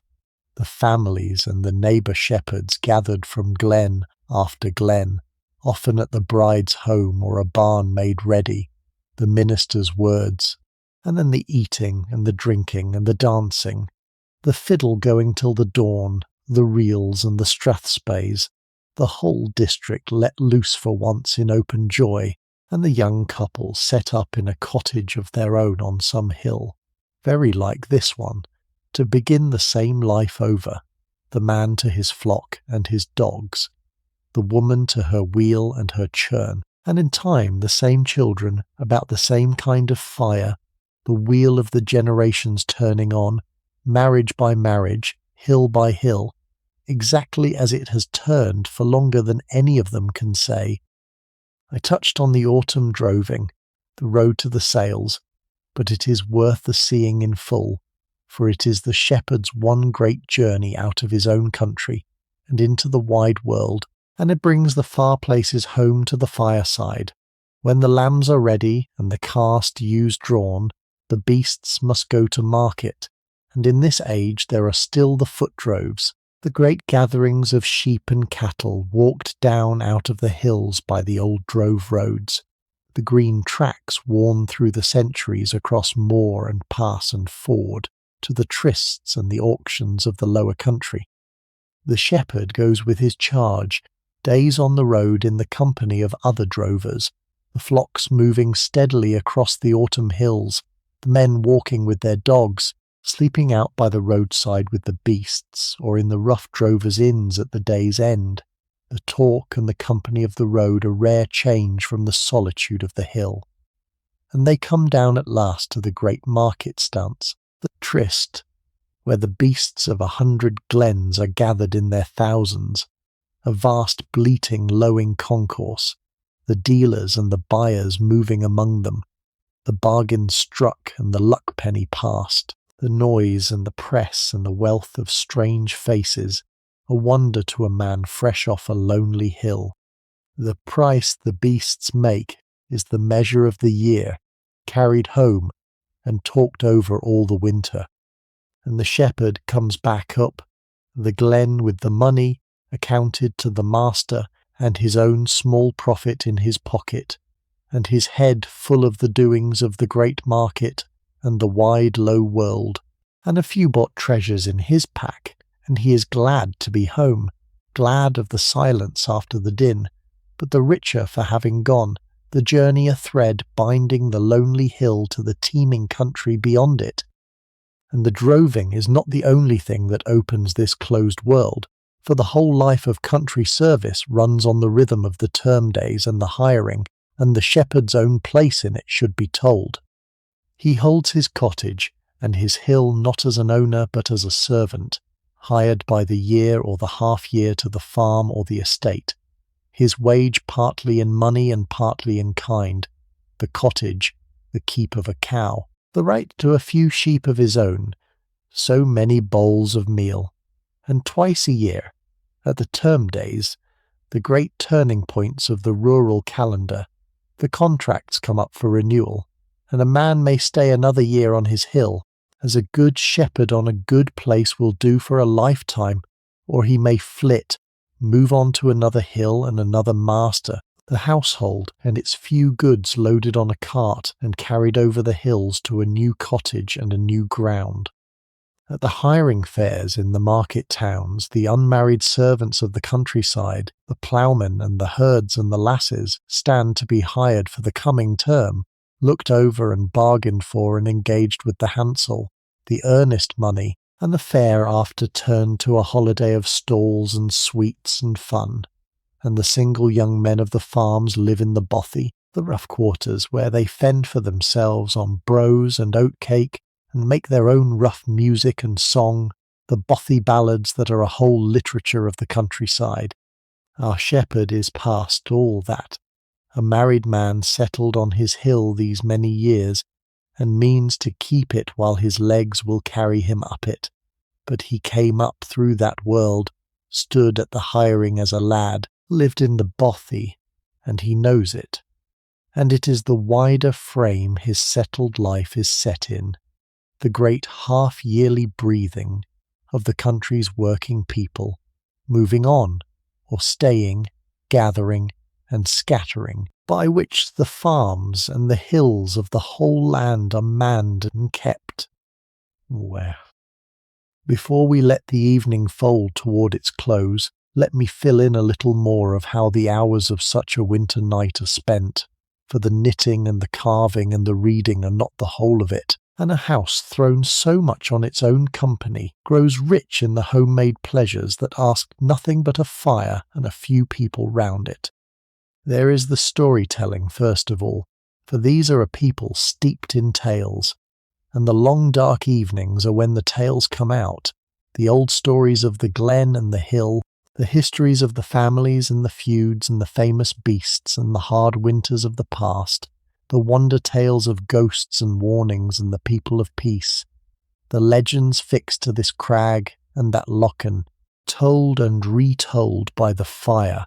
until the children know them by heart and tell them in their turn.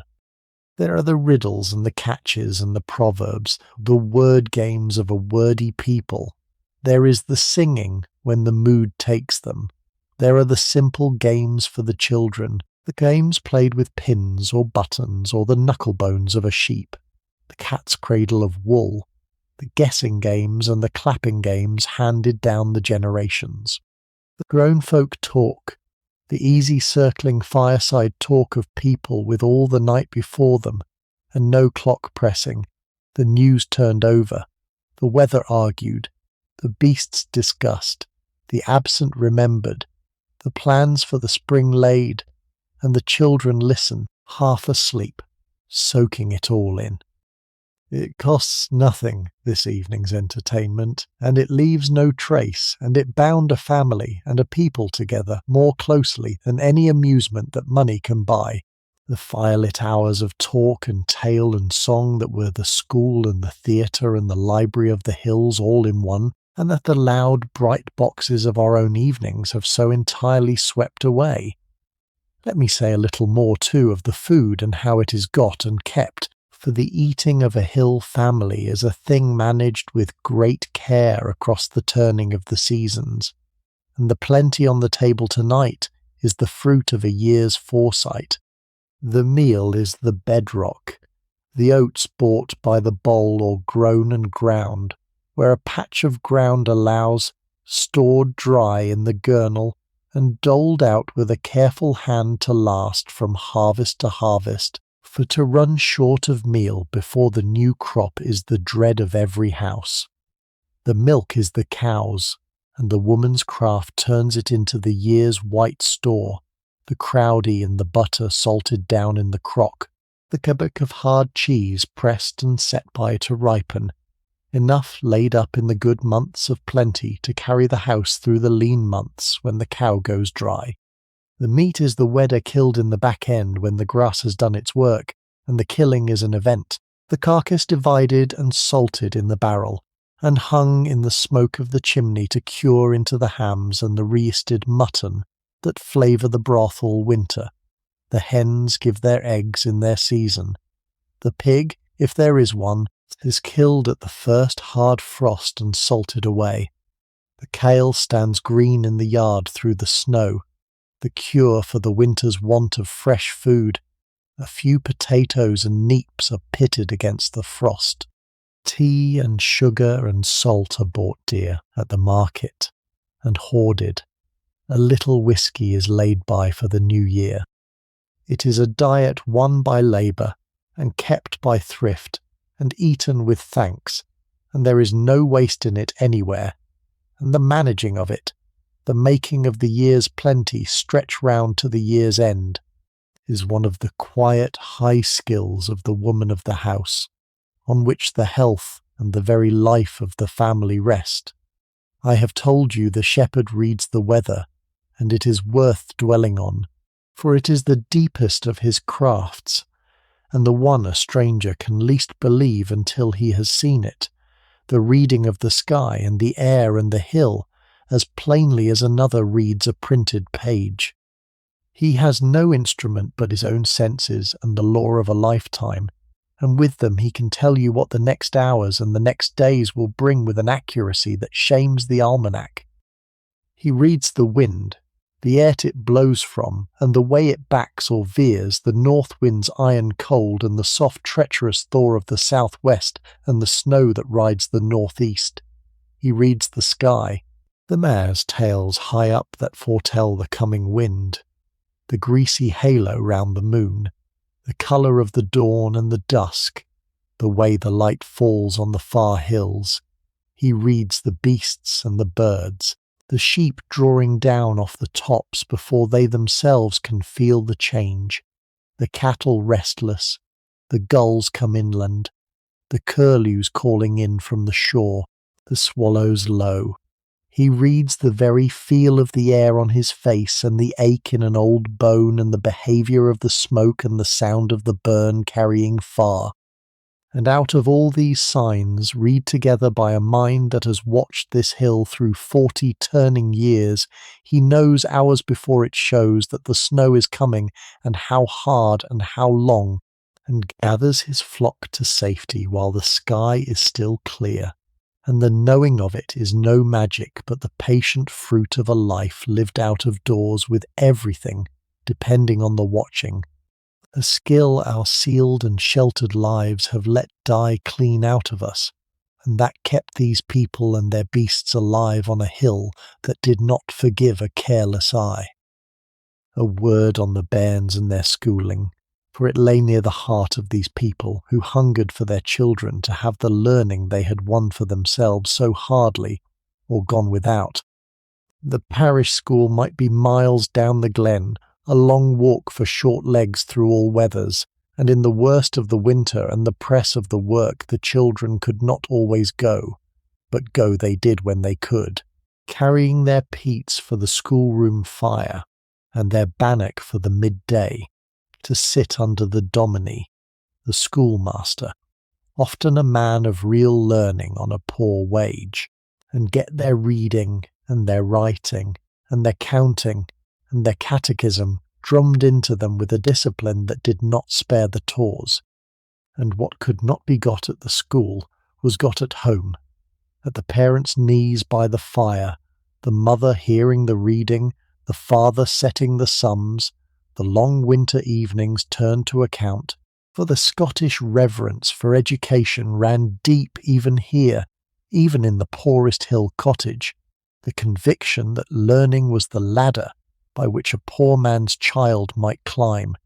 and many a lad off these hills, schooled by a dominie and a fireside and his own hard will, went on to the burgh school and the university, and the manse or the bar or the surgery, the lad Perts of the old Scottish story, and the family that reared him reckoned no sacrifice too great. The books on the shelf, the slate by the fire, the long walk to the dominie, the mother's finger under the line, it was the opening of the door, and these parents knew it, and set their children through it with a fierce and tender hope. And though I have dwelt on the solitude, let me show you one bright thread that ran between the lonely houses, the coming and going between the glens, for the nearest neighbour, an hour's walk or more over the hill was friend and kin and lifeline all in one, and the families were bound across the empty miles by a constant quiet traffic of help and company. A neighbour shepherd would walk over of a Sabbath afternoon, or send a son with a message or a borrowed tool or a bit of news.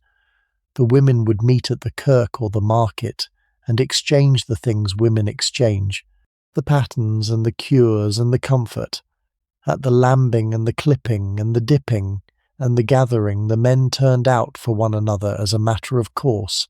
no thanks asked or given, knowing their own turn would come, and let trouble strike, a man hurt, a beast lost, a wife in her travail, a death in the house, and the nearest neighbours would be there over the hill in all weathers, to dig, to nurse, to sit up, to lay out, to do whatever the hard hour needed. It was a fellowship without ceremony and without limit,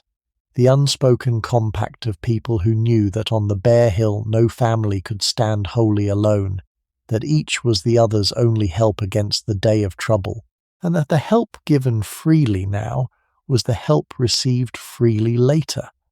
and it made of the scattered shepherding families of a district, for all the miles between their fires, a single community as real and as close as any village street, bound not by nearness, but by need and custom, and the deep neighbourliness of the hills. There is a danger in this trade that the warm kitchen makes it easy to forget, and the shepherd does not forget it, for he has felt the hill turn against him more than once, and lived to sit by the fire and say little about it. To be caught out on the high ground, when a storm comes down fast, the snow thick and the light gone, and the familiar hill made strange and trackless in an hour, is to be in real peril of your life, and it has taken the lives of shepherds on these very tops, strong men who knew the ground and were beaten by it all the same, found in the spring at the foot of a crag or under a melting drift.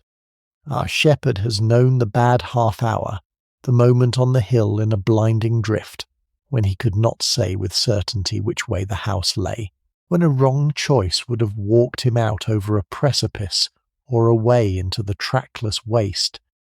and he has come through it by the things that bring such men through, the deep knowledge of the ground that let him feel his way by the lie of the slope and the set of the wind when he could not see his own hand,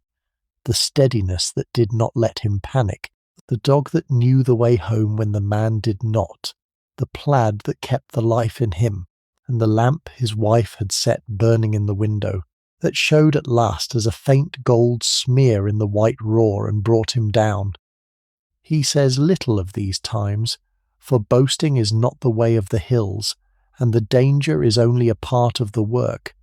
but it is there, under the whole of this life, the knowledge that the country which feeds them can also kill them, and that the warm-lit house is not merely a comfort, but a refuge wrung each day from a hill that does not care whether they live or die. The year on the hill is marked by more than its labours, for the old calendar of the country, half pagan and half Christian, and wholly woven into the turning seasons, lays its festivals across the working year, and gives the lonely families their fixed points of gathering and meaning. There are the term days and the quarter days, Candlemas and Whitsun, and Lammas and Martinmas, that order the hiring and the rents and the moving of households. There are the old fire festivals at the edges of the year, the bonfires that were lit on the heights at the turning of the seasons since before any history, their meaning half forgotten and their custom half kept, the children leaping the embers, the cattle once passed between the fires for luck and health. And there is, above the rest in this devout country, the communion season, the sacrament occasion, when the scattered folk of a wide district gather to the kirk over several days for the great solemn observance, the fast day and the preparation and the long open-air services, and the Sabbath of the communion itself. Families come from many glens, the tents and the tables, the famous preachers, a gathering at once the most sacred and the most social event of the year, where the hill people met in their hundreds for worship and for fellowship, and where, it was wryly said, as many matches were made as souls were saved. These were the punctuation of the hill year, the days that lifted the families out of their solitude and bound them to their faith and their neighbours and the turning of the sacred seasons, and they were looked for and prepared for and remembered, The bright fixed beads on the long plain thread of the days. Look, while we are still in the steading, at the other beasts that share the work and the place, for the cow and the hens and the pig are not the whole of the household's animal company. There may be a pony, a small tough hill garron, for the carrying of the peats and the meal and the wool and the sick lamb, patient and sure-footed on ground. No cart could cross, wintered hard and worked gently, half a pet to the children. There is the cat, kept for the mice in the meal, and the byre, tolerated and half loved, curled now somewhere warm by the hearth. And there are the dogs of whom I have told you, the truest of all the partnerships. But it is worth saying once more that the bond between the hill folk and their beasts is a particular thing, neither the sentimental fondness of the town, nor a mere using of them, but the deep working intimacy of people, whose lives are braided with their animals' lives every hour of every day, who know each beast by name and nature, who depend on them and are depended on, who are hard with them when hardness is needed, and tender with them past any softness when it is not. The cow that feeds them, the pony that carries for them, the dogs that are their hands on the hill, the very sheep that are their living and their care, are not background to this life. They are members of the household of it, and the shepherd moves among them with the unthinking ease of long companionship, and would feel the want of their breathing presence about him, in the byre and at the hearth and on the hill, as keenly as the want of any human neighbour. And the work writes itself, in the end, on the man, for a life on the hill shapes the body that lives it, as surely as it shapes the soul. Look at the shepherd's hands, spread now to the fire, and you read his trade in them, broad and hard and scarred, the fingers thickened and a little crooked from the cold and the wet and the rough handling of beasts and ropes and shears, the palms horned with a lifetime's labour, and yet capable, when they must be, of the delicate work of the lambing or the fine carving of the horn.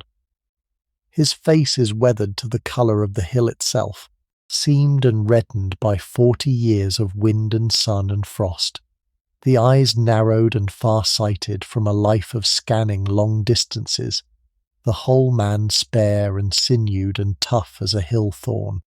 and the work ages him in time as it must. The day comes when the climbing tells on the heart and the wind on the chest, when the young dog goes out with the son and not the father, when the old shepherd keeps more to the lower ground and the steading and at last to the fireside, handing the hill to the boy he taught as his own father handed it to him.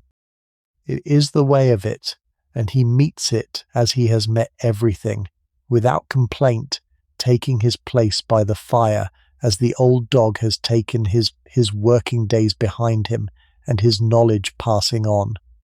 And there is no sadness in it that the family would own to, only the turning of the natural order, the old to the fire and the young to the hill, the trade and the hill and the house going on,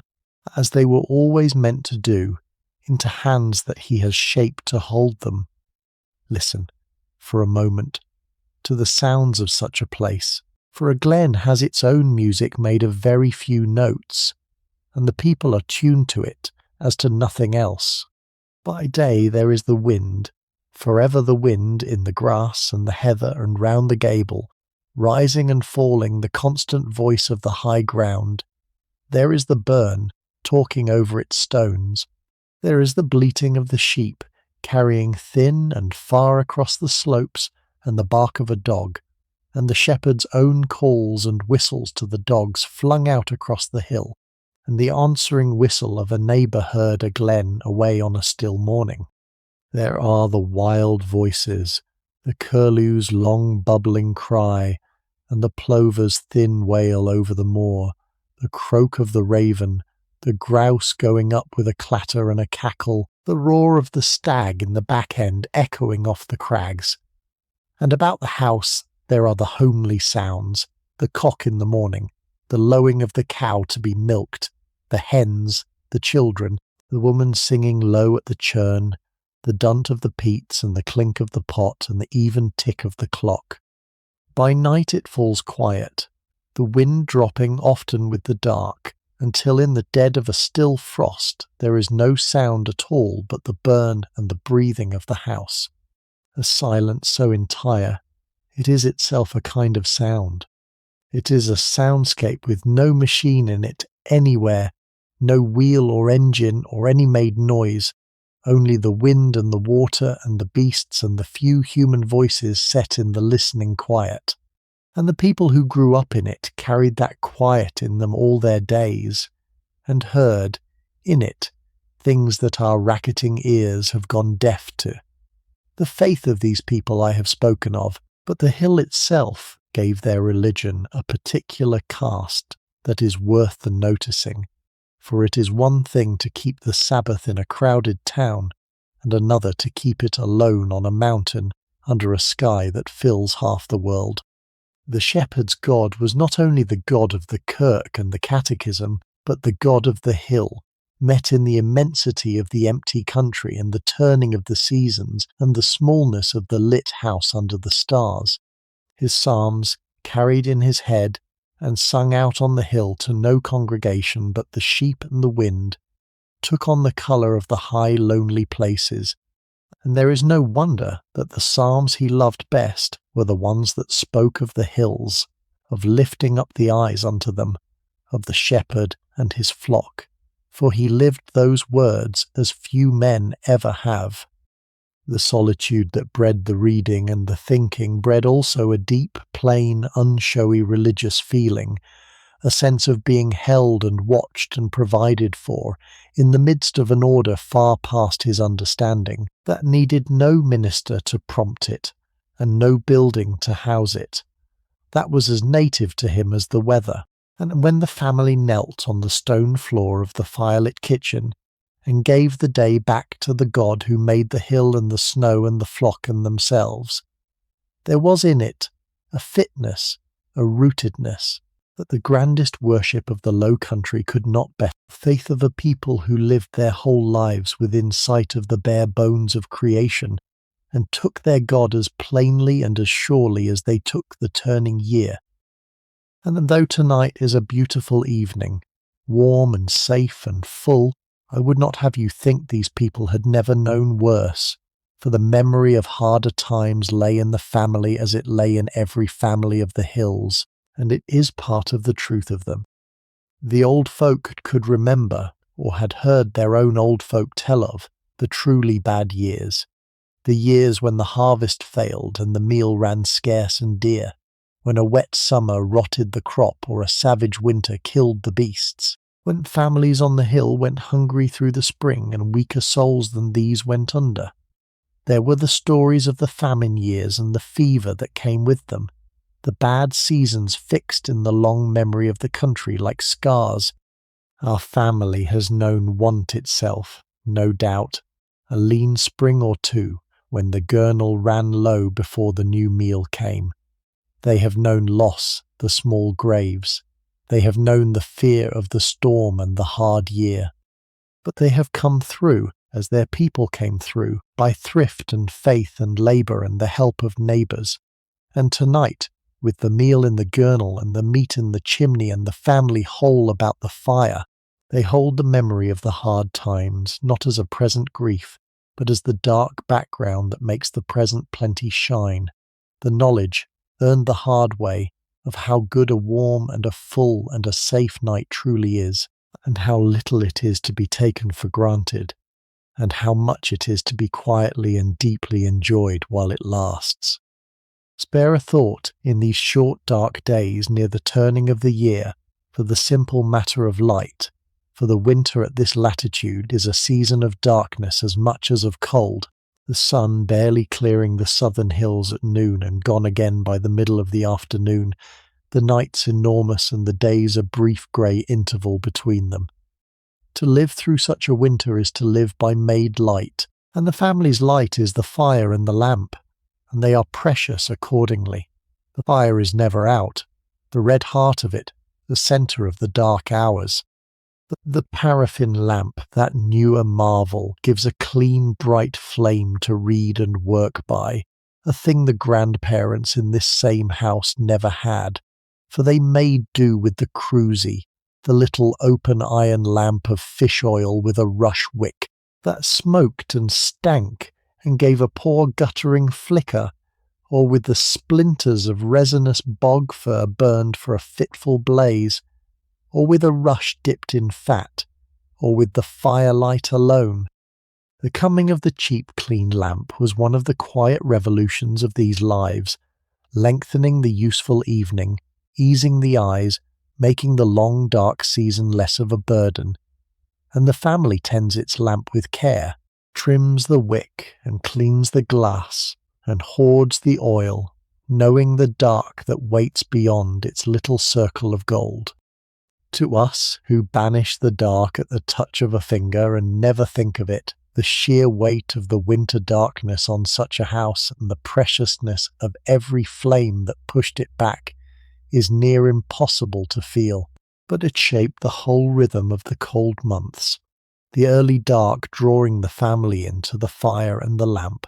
the long evening of work and talk and tale by that small hard-won light, and the welcome, when it came at last, of the lengthening days and the returning sun. And let it be said, before we leave the man at his fire, what such a shepherd was in the eyes of the country round, for he was no mean figure, whatever his poverty by the measure of coin. The hill shepherd of this age stood high in the respect of his world, a skilled man at the top of his craft, trusted by his master with the care of a flock worth more than the shepherd would earn in many years, his judgment of a sheep or a dog or a season sought and valued, his word good, his independence real. Among the working folk of the countryside, the shepherd ranked with the best, above the common labourer, the equal of the ploughman grieve and the gamekeeper, a man with a settled place and a house and stake of his own beasts, and a standing in the kirk and the community. The minister knew him and respected him. The laird's factor dealt with him as a man of substance in his sphere. The neighbouring farmers reckoned his opinion. And beyond the respect of rank, there was the respect earned by the man himself, by the things he could do and the way he bore himself, the deep competence and the quiet dignity and the hard-won wisdom that made even the great folk, mating such a shepherd on the hill, treat him as something more than a servant. He doffed his bonnet to the laird and went home to his own fire, his own master, owing no man an apology for his life, and the boy by his knee, watching him carve the horn, was learning not only a trade, but a way of being a man in the world, upright and skilled and free, that the hill bred and that the hill esteemed.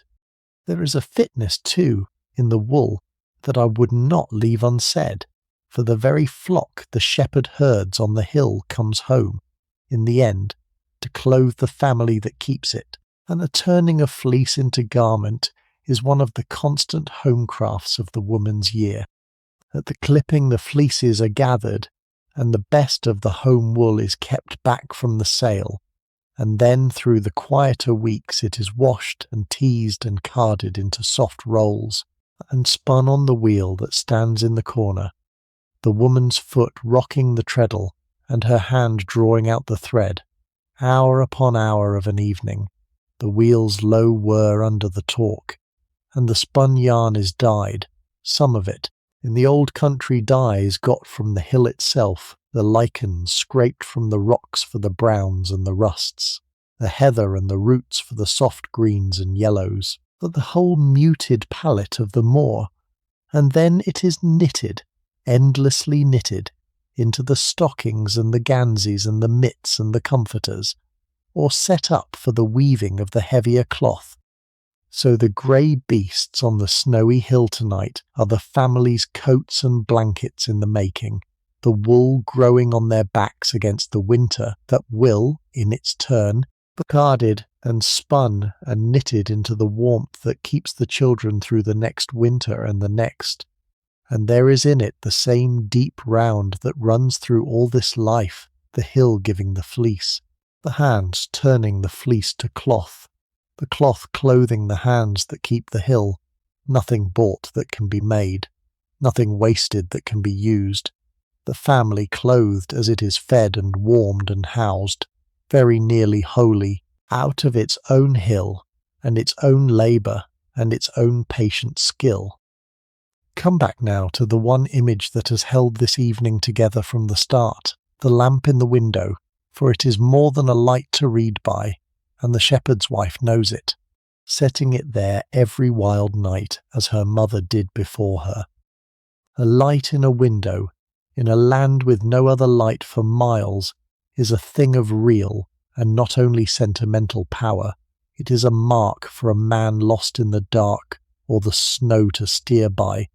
And more than one life has been saved on these hills by a lamp a woman would not let go out. It is a promise kept, a sign that here is warmth and welcome, and a door that will open. It is the heart of the house made visible, thrown out into the dark for whoever needs it. The man on the hill, the benighted traveller, the lost beast, the very angels if the old folk are right. And so the lamp burns in the window of this cottage tonight, as it has burned in the windows of such cottages on such nights time out of mind, a small steady yellow square of human warmth, held up against the enormous cold dark of the winter hills, saying to anyone out there in the night, with eyes to see it, that they are not alone, that the dark is not unbroken, that somewhere ahead there is a fire and a roof and a welcome and a hand to lift the latch. It is the truest emblem there is of what this whole life is, this holding of a small bright warmth against a great dark, this keeping of a home and a hearth and a family and a faith at the farthest verge of the settled country. And when at last the family goes to its bed, and the lamp is carried away from the window and put out, the dark closes over the place entire, and the cottage sleeps invisible in the snow, with only the banked red of its covered fire to keep it through the night. One more small warmth held safe in the vast dark until the morning. Lift your mind a moment off this one house and this one night, and let me show you the deepest truth of all, which is that the life you have been sitting inside is very old, far older than the cottage, far older than the year I named, reaching back and back across the centuries on these same hills. Push the years back from this winter night, 50, 100, 200, and you will find, on these very slopes, people living in their bones the same life, herding their beasts on the open hill, drawing into a peat fire of a winter night, keeping their flocks through the lambing and the clipping and the testing snows, reading the weather and the stars and the hill, telling the old tales and singing the old songs and keeping the old beliefs, met seldom and bound close, sufficient to themselves on the margin of all things. The houses were poorer, and the beasts were the small black cattle more than the great sheep flocks, and the tongue on these hills was more often the old Gaelic, and the chief stood where the laird stands now. The surface of it changed, the masters changed, the very breed of the beasts changed, but underneath, the deep thing, the life of the hill fireside, the keeping of warmth and family and faith against the dark and the weather in a lonely high place, went on, generation upon generation, scarcely touched in its essentials by the loud doings of the histories below. The old sheilings stand green and ruined on the high ground, where families summered with their beasts before our shepherd's time. The names on the hill are older than any man can trace. The very paths he walks were worn by feet that turned to dust, before the oldest story in the glen began. He is the latest of a line without a beginning that anyone can find, keeping the latest watch in a watch that has been kept on these hills since the first people climbed up into them, and the fire he sits at tonight is, in that deep sense, The same fire that has been kept on these slopes against the same dark since before there was a name for the glen at all. It is worth asking, before the night takes us to, what became of all this and what we who look back at it have lost and have gained. For the hill shepherd's life of that age is nearly gone now, and the going of it cost something and bought something, and it is honest to weigh both. We gained, and there is no pretending otherwise, comforts and securities these people would have blessed us for. We gained the doctor within reach, the medicine that lets the children live, the ending of the lonely deaths in childbirth and the small graves in the far kirkyard. We gained warmth at a touch, and light at a touch, and food we need not wring with our own hands from a hard hill, and an ease of the body the shepherd out all night in the lambing snow could scarcely have imagined. We gained the wide world brought near, the road and the rail and the wire, the freedom to leave the one high glen and become anything the earth allows. These are not small matters, and the shepherd's own children, many of them, went down off the hills toward exactly such comforts and were right to go. But we lost something too, quiet losses, ones that show in no ledger of progress. And you have felt them all this evening in the warm dark of that cottage. We lost the silence, the real silence, that these people lived inside, and the dark full of stars, and the clean air off the tops. We lost the self-sufficiency, the deep steadying knowledge that you and your own hands could meet very nearly all your own needs and owe little to anyone, and stand on your own ground, your own master. We lost the closeness, the family thrown so wholly on itself that no joy and no grief was ever born alone. We lost the unhurried time, the long thinking hours that made poets of shepherds, and the nearness to the beasts and the weather and the turning year, and the bond between a man and a dog, that few of us will ever know the like of.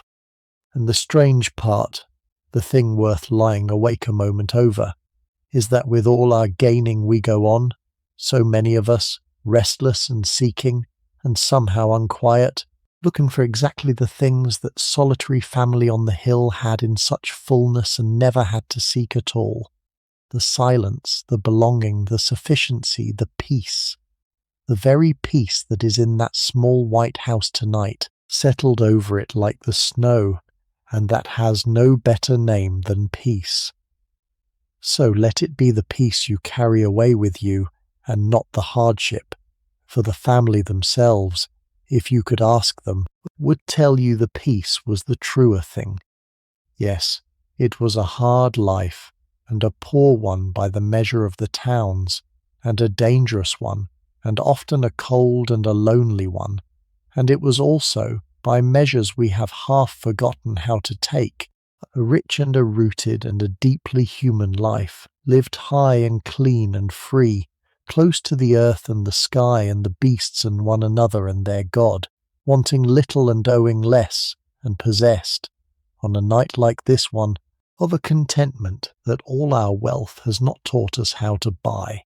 The shepherd at his fire would not change places, not really, with the comfortable folk below. He has his hill, his flock, his dogs, his family about him, his fire and his faith and his few good books, the storm shut out, and the work done, and the year turning as it should. And he counts himself, without a shadow of irony, a fortunate man, and on a night like this, sitting unseen in the warm corner of his kitchen, you would be hard put to say that he is wrong. But come back now, for the last of it, into the kitchen and the present hour, for the evening is wearing down toward its close, and the house is making ready, in its quiet, unhurried way, for sleep. The storm is still at the window, but its first fury has steadied to a constant streaming roar that the family no longer hears, and the room is warm and gold and drowsy. The man has laid by his crook, the horn rubbed a shade smoother for another evening's work, and stretched his feet to the fire. The woman's needles have slowed, The youngest child has been carried fast asleep to the warm box bed and tucked in. The two who are left sit heavy-eyed by the hearth, and the dogs lie stretched and twitching in their dreams, the old one and the young one nose to tail in the heat, the hill and its labours far from them now. The talk has dropped to the odd low word and the long easy silences between, the silences of people so deep at home with one another that there is no need to fill them. The kettle has been swung off the fire. The wagga-the-wah ticks the late hour off into the warmth. It has been an ordinary winter's evening at the edge of the world, and a good one, the beasts safe and the man home and the storm shut out and the work all done. The kind of evening that has closed 10,000 such days in this cottage and will close 10,000 more, and now it folds toward its proper ending, the ending that closes every day of these lives, the worship and the fire and the bed. For these are folk who do not lie down without giving the day back to the God who gave it. And so before the beds are sought, the big Bible is lifted down from its shelf, and the room composes itself, and the father, in the grave, unhurried voice he keeps for it,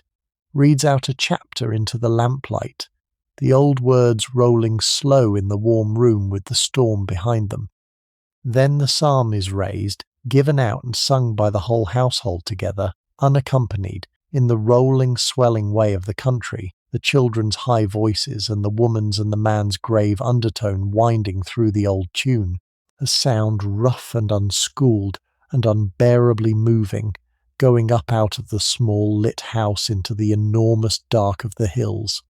And then they kneel, all of them, down on the stone floor in the firelight, the children and the parents and the old dog leaning warm against a knee, and the father prays the extempore family prayer for the household and the absent and the dead, for the beasts on the hill and the safety of the night and a good rest and a fair morning, and the keeping of them all in the hand that has kept them through this day. And the storm goes on outside, and the fire settles, and the old words and the new run together into a drowsy music. And when the Amen is said, and they rise stiffly from the cold floor, the day is well and rightly ended, given back whole, and there is nothing left now but the banking of the fire and the seeking of the beds.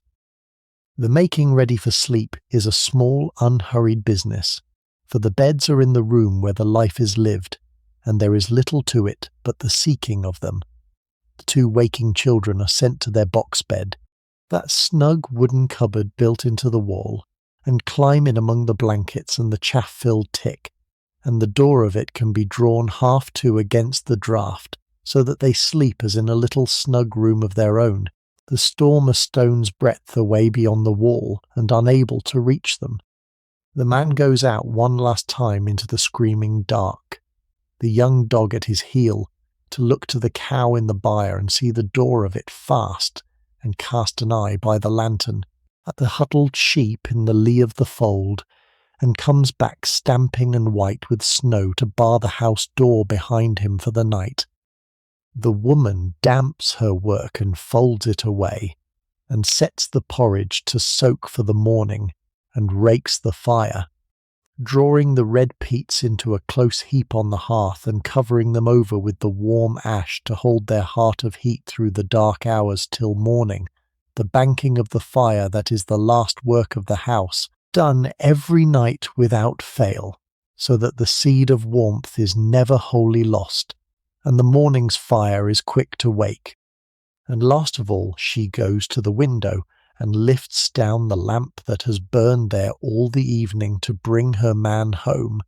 and now that he is home, and the house is whole and barred and warm, she turns the wick down and blows it out, and the small yellow square that has shone in the window all night into the storm goes dark, and the cottage that was a beacon on the black hill is a beacon no longer, but only a sleeping house, holding its warmth in, dark and snug and invisible in the snow, the banked fire glowing low and red on the hearth, and the family settling into the beds and the dog stretched before the embers and the storm shut out beyond the thick walls. One by one they settle into the dark. The children are already gone, dropped off mid-whisper in the snug box bed. The man and the woman seek their own bed, his feet warm at last, her hands at rest after the long day, an aliyah while listening to the storm and the breathing of the house before sleep takes them. The old dog turns 3 times on the warm hearthstone and lies down with a groan, his head toward the door even now, by the habit of a lifetime, though his man is home and safe a few feet off, and the young dog curls against him, and the two of them sleep, the watch given up for the night. The fire ticks and settles under its blanket of ash, the red of it dimming to a deep glow. The wag at the wire ticks on in the dark, and outside the storm blows itself slowly out. The wind dropping hour by hour through the small of the morning, the snow ceasing at last, until a great stillness comes down over the buried glen, the deepest stillness of the night, and the cottage sleeps in the middle of it. One small dark warm point in a white and silent world, holding its family safe through the cold heart of the night exactly as it has done, and as such houses have done on these hills, since far back before any of them were born. Let us go up now gently out through the thick walls and the streaming snow into the night above the cottage, and see the place as only the stars can see it. The storm has spent itself. The cloud is tearing away to the east, and the glen lies hushed under its new white burden. The hills gone soft and rounded with the snow, the burn a black thread half stopped with ice, the dikes and the folds, and the peat stack all rounded and gentled into one smooth pale sweep of white that takes the faint light of the clearing sky and gives it back. And there far below a single small roof under its load of snow, a thread of pale smoke leaning from the one chimney where the banked fire breathes, the only sign in all that frozen sweep of country that anything living is there at all. The cottage, holding its sleeping family, a seed of warmth buried in the cold immensity, while overhead the cleared sky fills slowly with the blazing winter stars, and the last of the wind sighs away down the glen, and the silence comes down complete. Lift higher, and the one roof is lost in the folds of the hills, and there is only the country itself, ridge behind ridge, white under the stars, rolling away unbroken to the dark heart of the mountains. Not a light, not a sound, not a movement anywhere in all that sleeping vastness. And somewhere down in one fold of it, too small now to see, the people we have sat with all this evening sleep on, warm in their wooden beds, the dogs at the dying fire, the children dreaming, the man and the woman at rest after the day, held safe through the deep of the winter night by the thick walls their forebears raised, and the fire they banked with their own hands, and the order of things that has carried such houses through such nights on these hills time out of mind. The glen sleeps, the hills keep their watch, the stars wheel slow overhead, and the night goes by, and while it goes, let the deep middle of it hold you a moment, the dead still heart of the winter night, the hour when even the storm has gone, and nothing moves at all. There is a stillness in the small hours of such a night that is like nothing else in the turning of the day, a stillness in which the very land seems to sleep, the frost tightening its grip on the silent burn, the snow settling with the faint, small sounds that snow makes as it eases, the stars at their coldest and clearest, the whole sleeping country drawn down into the lowest ebb of the dark before the turn back toward the light.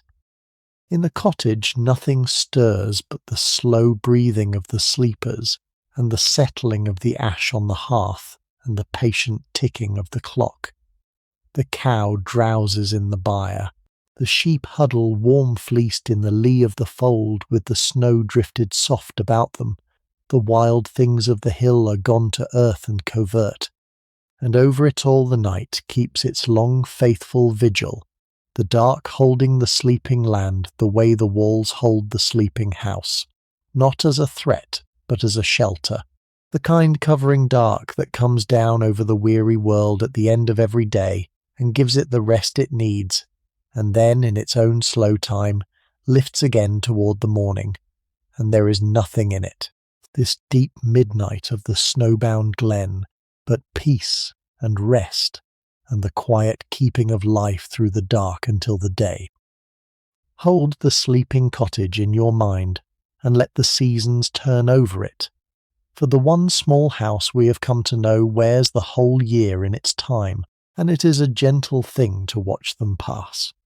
See it in the spring, the snow shrinking up the braes, the burn loud and brown with the melt, the first lambs bleating thin on the hill, and the orphans bleating by the hearth, the man grey-faced and sleepless through the lambing, the door open to the soft new air. See it in the summer, the hills gone green and the cottage almost lost in the long light, the peat spread to dry on the moss, the children loose and brown on the brae from morning till the late dim dusk, the dyke-foot flowers out by the kale yard, the door never shut. See it in the back end, the bracken turning, the stags roaring on the tops, the lambs driven away down the drove road to the sales, and the man on the long road after them, the woman salting the meat and the year drawing in. And see it as it is tonight, in the deep of the winter, shut and banked and burning low, the family drawn close about the one warm room while the snow seals the glen, holding through the dark half of the year toward the turn of it. One house, one family, one fire, and the immense wheel of the seasons turning over them, the same wheel turning over the same house year upon year upon year, the lambs and the peats and the clipping and the sails and the snow coming round and round in their appointed order, the children growing through it toward their own firesides, the old folk fading out of it into the far kirkyard, the life going on unbroken under the turning sky, and the cottage standing through all of it, white in the summer and grey in the rain, and lost in the winter's snow, the fixed bright centre of the turning year, the place that is always there to come home to off the hill. And it is not, when you lift your eyes, the only such light in the dark, for though this cottage stands alone, there are others, scattered thin through the folds of these hills, a shepherd's house in the next glen and the next, a keeper's cottage by the lodge, a far farm town down where the strath opens, each one a small warmth held against the same dark, each with its own fire banked, and its own family asleep, and its own dogs at the embers, and its own lamp that burned in the window and is now put out. Were you to rise high enough over the sleeping country on this clearing night, you would see them, here and there across the immensity of dark hills, those few small points where people are, the human presence threaded thin and brave and steady across the vast indifferent land, each light too far from the next to see it, and yet all of them together making in the dark a kind of company, the scattered hearths of a hardy people holding their small warmths through the winter night. The shepherd in his bed is alone in his glen, and is one of many. His fire is the only fire for miles, and is the brother of 100 such fires burning low in 100 such glens the length of the hill country. And the life he lives, that seems so solitary, is the shared life of a whole people, lived out one lonely fireside at a time across the breadth of the land, the same hard, good, faithful life, the same keeping of warmth and kin against the dark, repeated and repeated wherever the smoke rises from a lonely roof until the scattered lights of it, could you see them all at once, would be like the stars themselves, single and far apart and together past counting. And the night does turn at the last, as it always turns, back toward the light. Far over the eastern hills beyond the sleeping glen, the black of the sky thins by the smallest degree to the deepest grey, and the stars there begin to pale, and the first faint promise of the morning comes stealing up the sky behind the snow-laden tops, and in the dark cottage, by the habit of a life that needs no clock, the woman wakes. She wakes first, as she always wakes first, while the room is still black and cold above the banked warmth of the hearth, and she rises in the dark and goes to the fire, and here is the small daily resurrection on which the whole house turns. She rakes away the grey blanket of ash from the heart of the hearth, and there, kept alive all through the long night under its covering, the red seed of yesterday's fire still glows,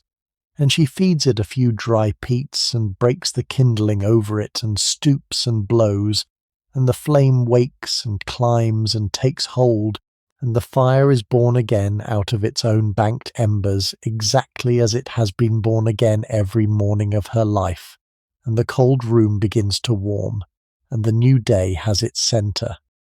She swings the kettle in over the waking flame. She sets the porridge on. She opens the door a crack on the morning, and looks out at a world made new, the storm gone, the snow lying deep and unbroken,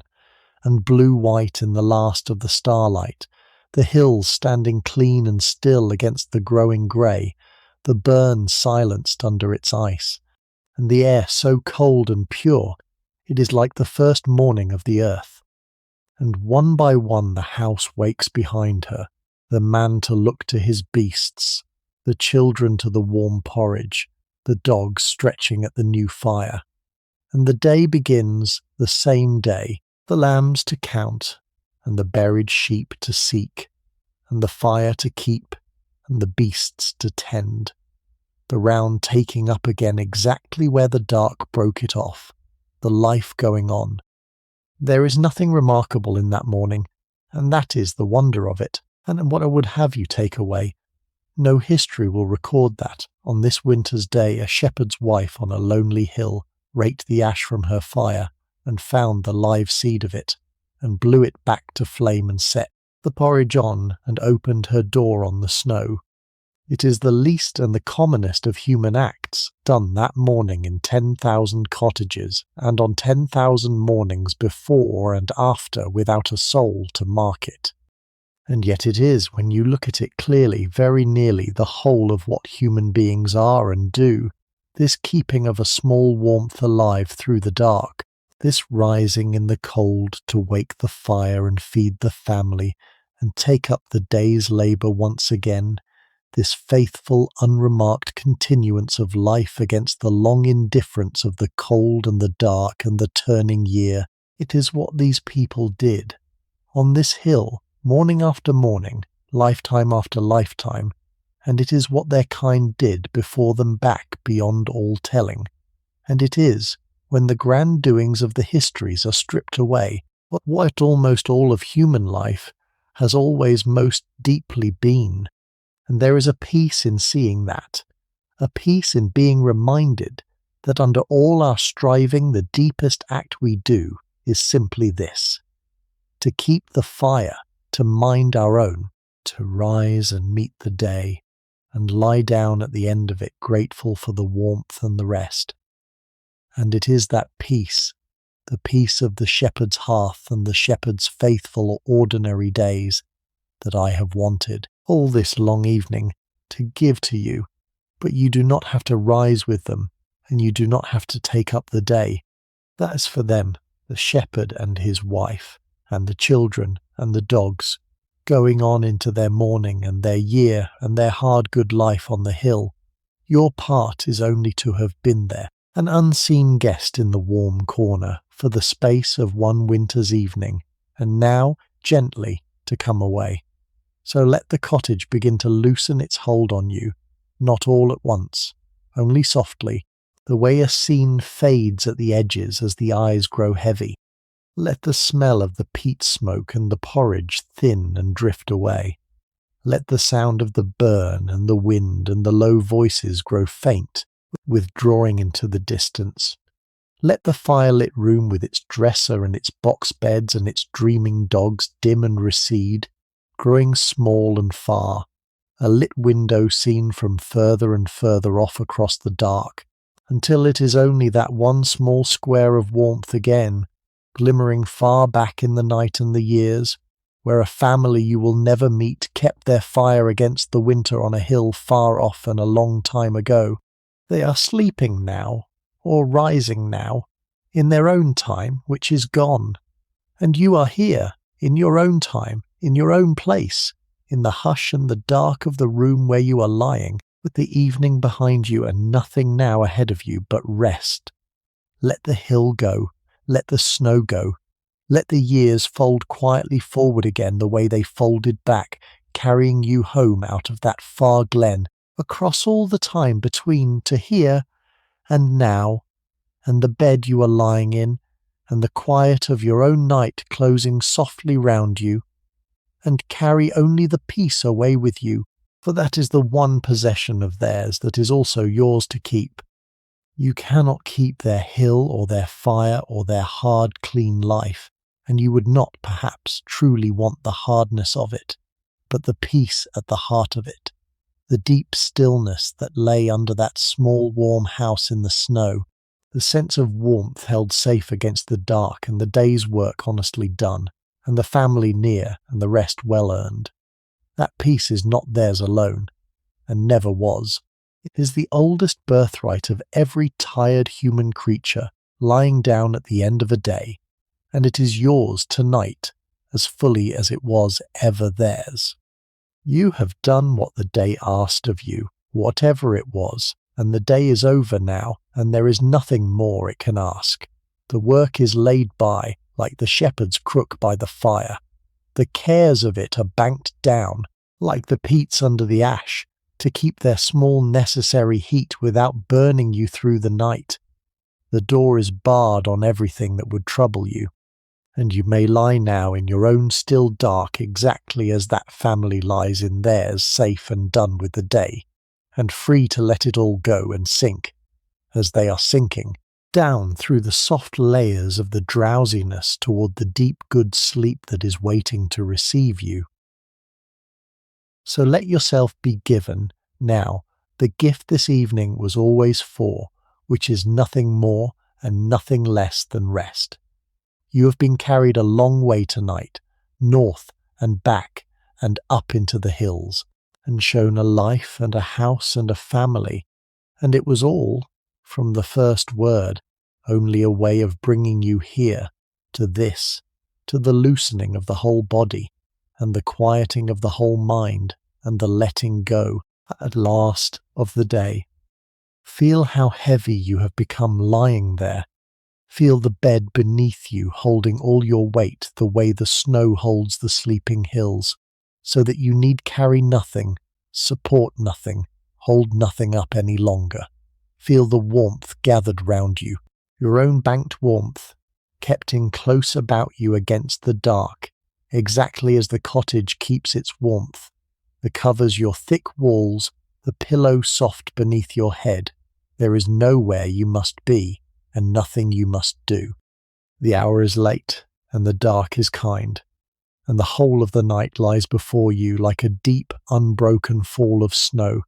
smooth and untouched and waiting, with no track to make across it, and no journey to begin until the morning, which will come, as it always comes, in its own time, without your lifting a finger to bring it. You may set everything down. You may let everything go. You are as safe in your own deep dark tonight as that family is safe in theirs, behind the thick walls, under the banked fire, deep in the keeping of the night.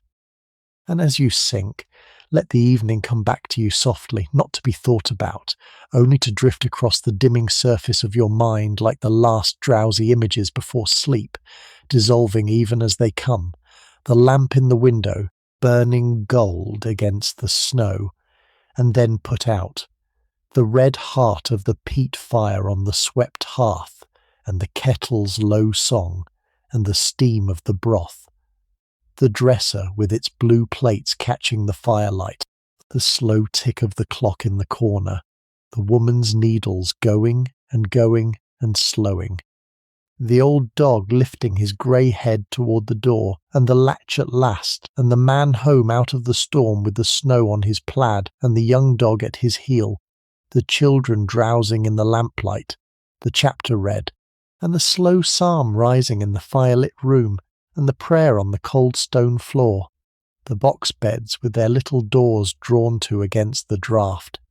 the fire raked down to its glowing seed and covered over for the morning,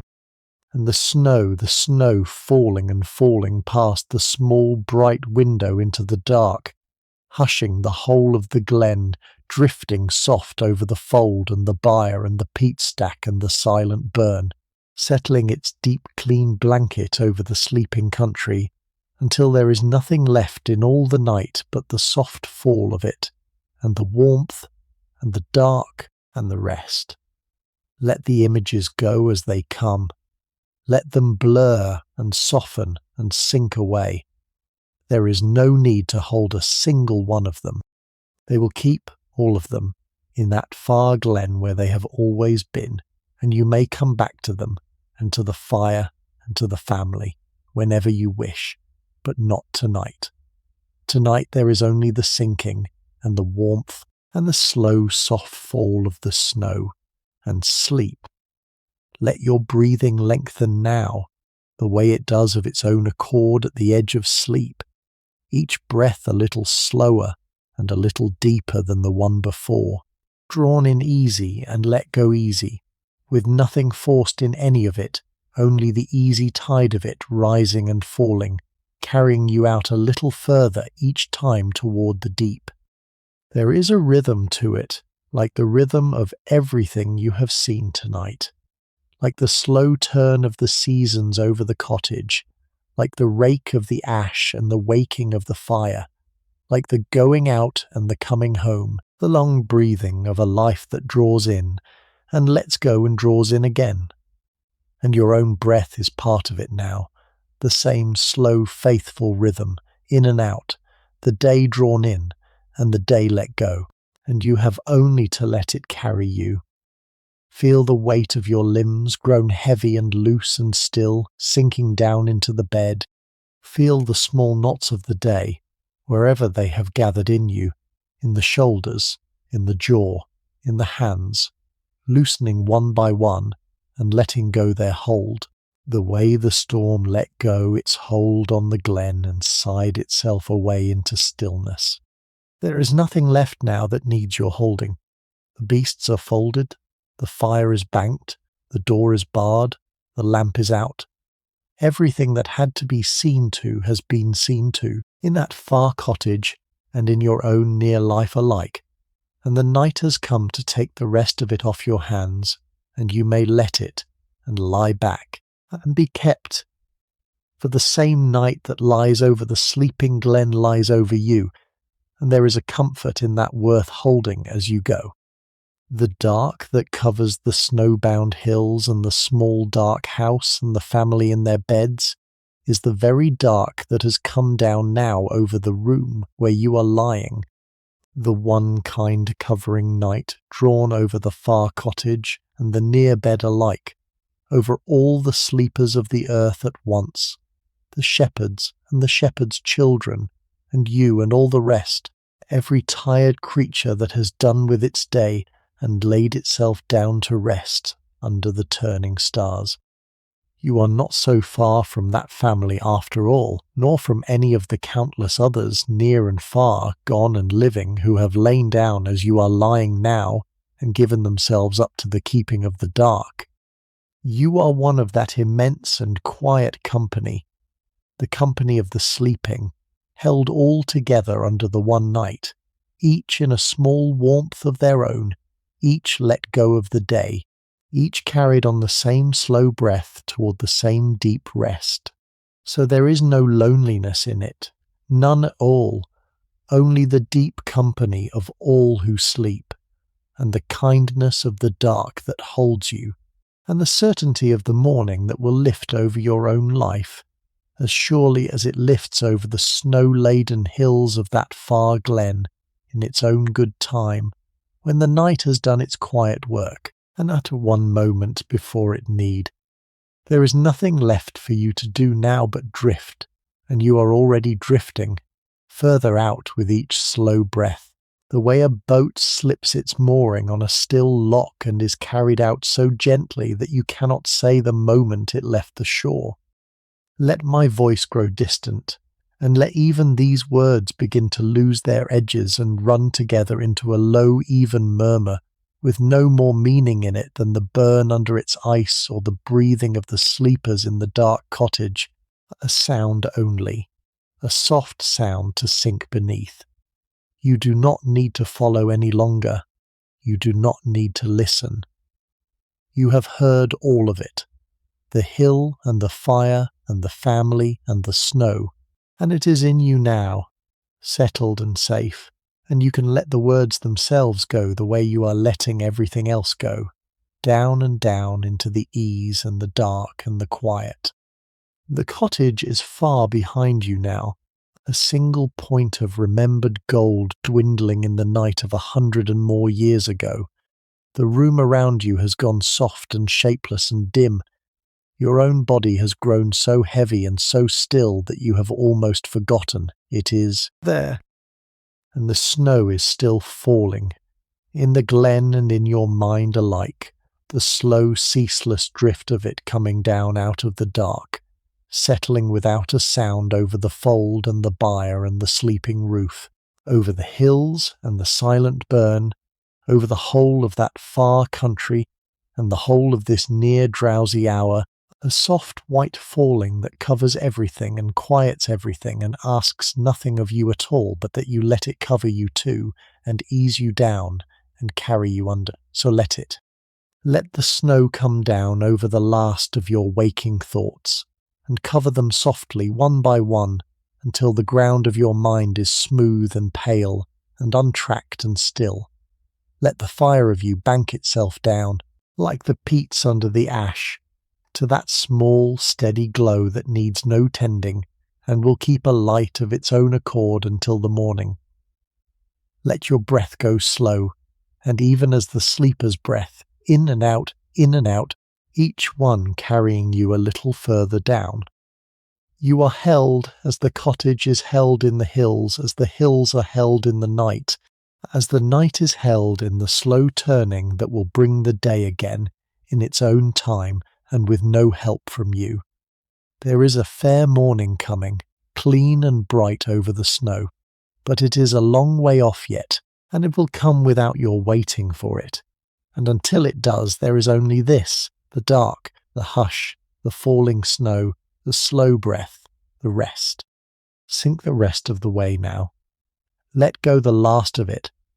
The day is over, and well over, and you are home, and warm, and safe, and there is nothing in all the night to do but sleep. Before you go all the way down into the dark, let me say one last quiet thing, and then I will leave you to your rest. The family you have spent this evening with were real in their kind, if not in their names. The cottage, the flock, the dogs, the lamp in the window, the year on the hill, all of it is drawn faithfully from the true lives of the shepherds who kept these hills, gathered from what they and those who knew them left behind, and set before you tonight as honestly as I could make it, so that a way of living that has all but gone from the earth might be, for a few hours, alive again, and a comfort to you. If the few hours we have spent together in that far glen have been good to you, and you would like to find your way back to other evenings like it, other houses and other firesides in other times, then you are warmly welcome to subscribe, and they will come to you in their own season, with no need to seek them out. There is no hurry in it, and nothing is asked. Only, if these quiet journeys are something you would be glad of again, the door is always left open, and a place is always kept for you by the fire. And now there is nothing more to do, and nowhere to be, and no more of the night to keep. The shepherd's fire is banked, and yours may be too. The lamp in the window is out. The flock is folded, the door is barred, the family is sleeping, and the snow is falling soft and silent over the quiet glen, and over you, and over the end of this long evening. Let it cover you now, and carry you down, and keep you till the morning. Sleep well, stay warm, be kind to the people in your house, and I will see you in the next one. Good night.